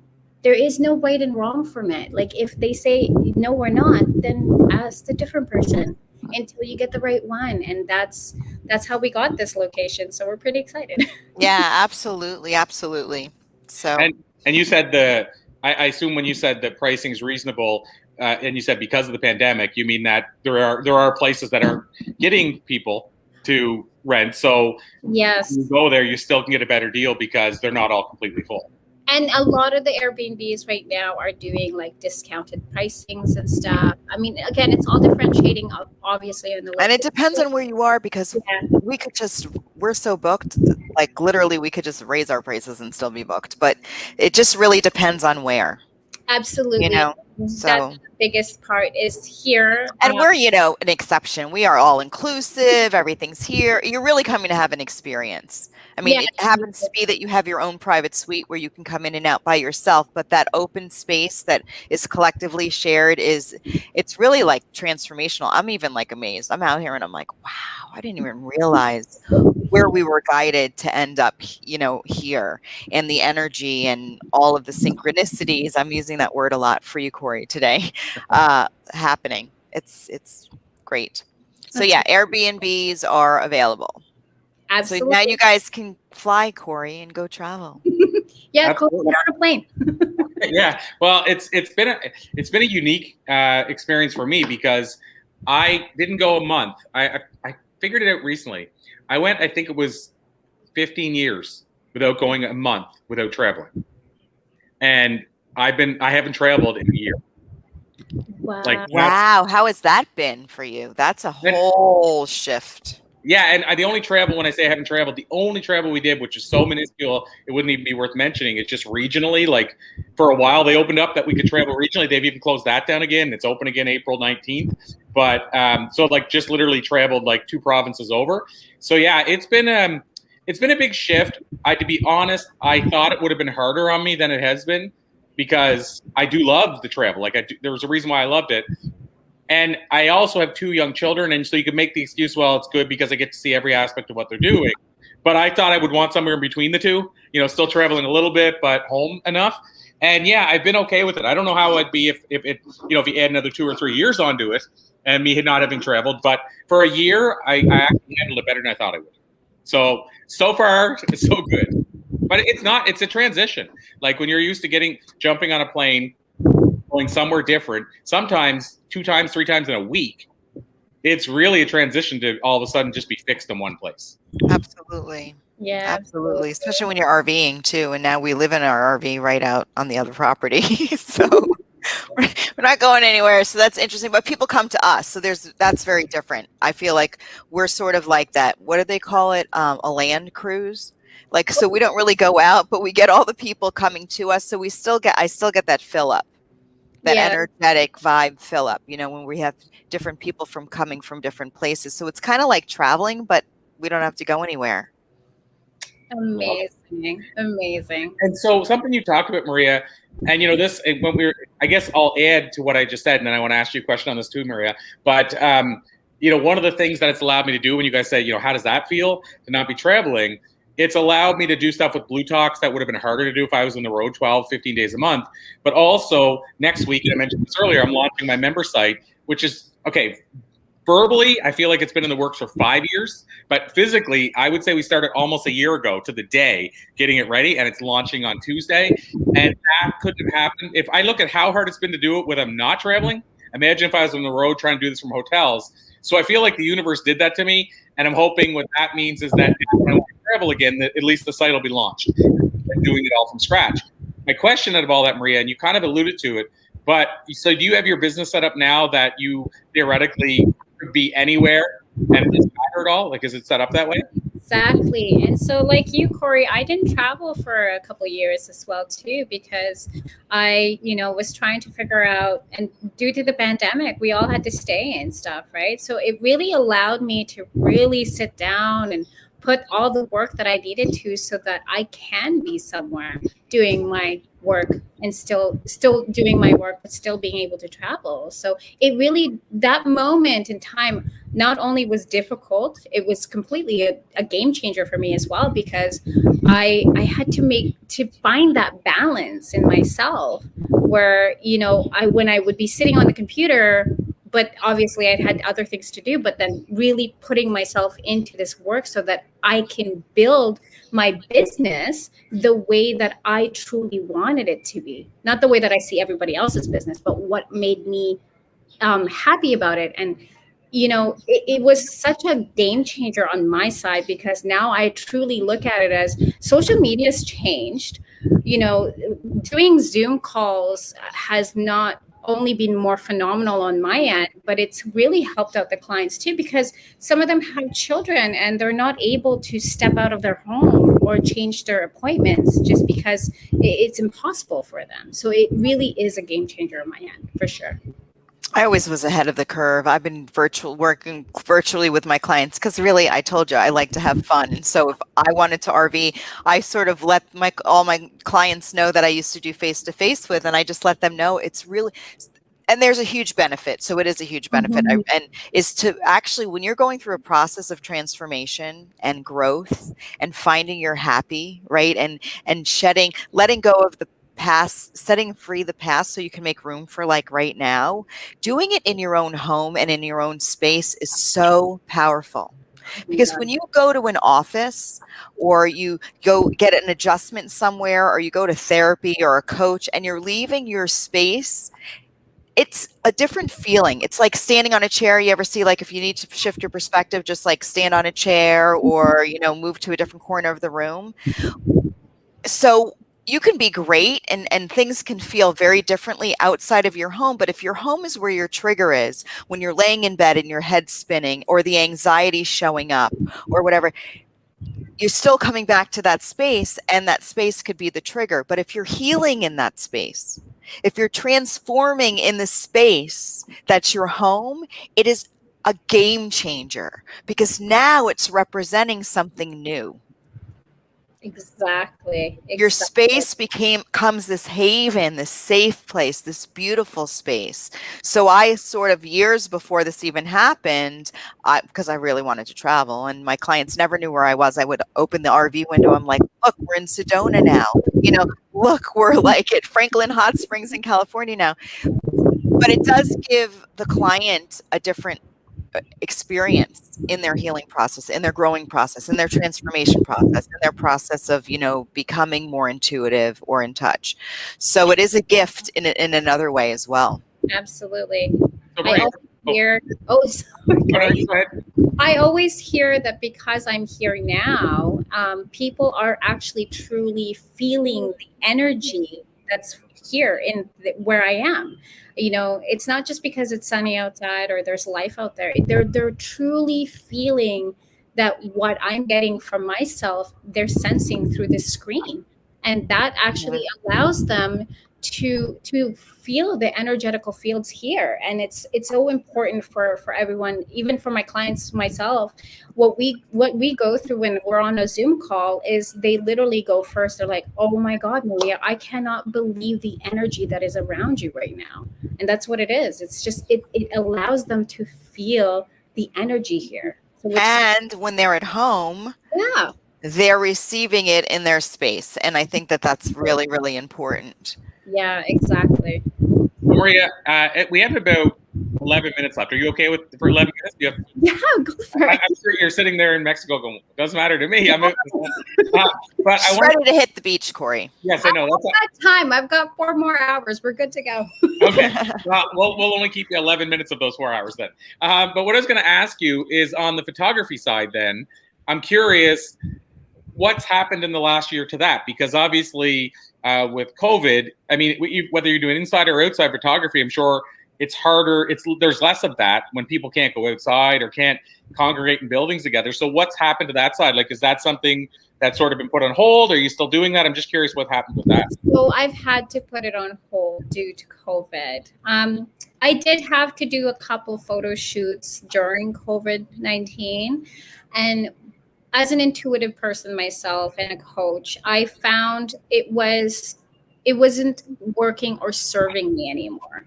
So when I don't feel that energetical exchange within a career or anything that I'm doing, I have to let it go, because I already know in my heart that it wasn't working. The way that they're putting so much restrictions on how things are supposed to be done between the model and the photographer, or the client and the photographer, or how you take pictures somewhere, it really constructs their creative side. So I found that I needed to step away from it. I kind of felt that might be the case, and that's why I thought I'd ask the question. So I guess if we continue down the path, what's going on? That's probably like a plane or something. Sorry, guys. But it's all good. That's late. It's happening. I wanted to ask you a couple quick questions before we bring things to a close. I'm sure Elise has another question as well. What I wanted to ask you is what's next, or are you even planning that far ahead? And then I don't know if you heard me ask I'm going to put questions together, but did you hear me ask the time machine question? A little bit, yes, I did actually. Yes. The question itself is basically, if you could jump into a time machine, go back and talk to a younger Maria, give her a piece of life advice based on what you learned in the year since, what would you tell her? And so it's a question of what's next and what would you tell young Maria? So what would be next for me is, obviously I'm actually looking towards doing more speaking opportunities once everything starts to reopen and, get a little bit more group-wise availabilities. So that's my plan here in the future, obviously. Until obviously I'm going to wait until everything kind of settles down a bit for that. And what would I tell the future Maria? I would tell her nothing, because I want her to experience life the way that she experiences it from the moment it's meant to happen. That's the best. She wins. Give her a book. You win. You get a book. I'm sending you a copy of I Already Am. Thank you. It's the children's book for adults, so we'll exchange. We have what is it? The Nook one, the one that's like on a Nook. So I could just send you a link to that. That's probably easier. You'll get it quicker, and then I can get you a hard copy. She won. Nothing. Say nothing. It's really true. Like this is just my perspective, is that we can't change what happens in the past. What we can change is how we move towards our future. I mean, everyone says, "Oh, Maria, can you see the future?" Of course, we all can see a future. But it's the way that we get there. But our past is meant to be for us and for that moment. So yes, is little Maria supposed to be doing the things that she had to do when she was little? Heck yes, she did. Heck yes, she had to go through those trials. Heck yes, she had all of the trials, the errors, that whatever it was, because that was life and that's part of our path. So nothing. So, you know what's interesting I about like Maria? it. I just got goosebumps. I don't know. I will say one of the common answers, because I've asked that question over 5,000 times, and here's the interesting part. The most common answer, and I share this in the TED Talk I did on this, is that most people would say, "Don't change a thing." So they don't think of prayers to say, "I just wouldn't say anything." They tell their younger self, "Don't change a thing," or necessary. But there's a lot of people, and I don't put any conditions on the question. There's a lot of people that have said to me, "I wouldn't get in the time machine at all. That's what I would do. I wouldn't go back and affect anything." And so same idea, right? But it's and when I say that, it's not to take away from your answer. It's all kind of that same thing of stop trying to change what happened because it was necessary. Exactly. That's really the common answer, is that if you changed anything, that ripple would affect everything. And so you lose all the greatness that happened as a result of that. So I love your answer. Thank you. And like I say, we all wouldn't be here in our own different oceans if we didn't go through the things we had to go through. So thank you for even, being here is an honor too. So like getting to sit here with you guys in our different locations, it has been an honor to me. And I'm very grateful. So little Maria, you do your thing, girl. And come on with me to the beach because we're going after here. That's what we're doing.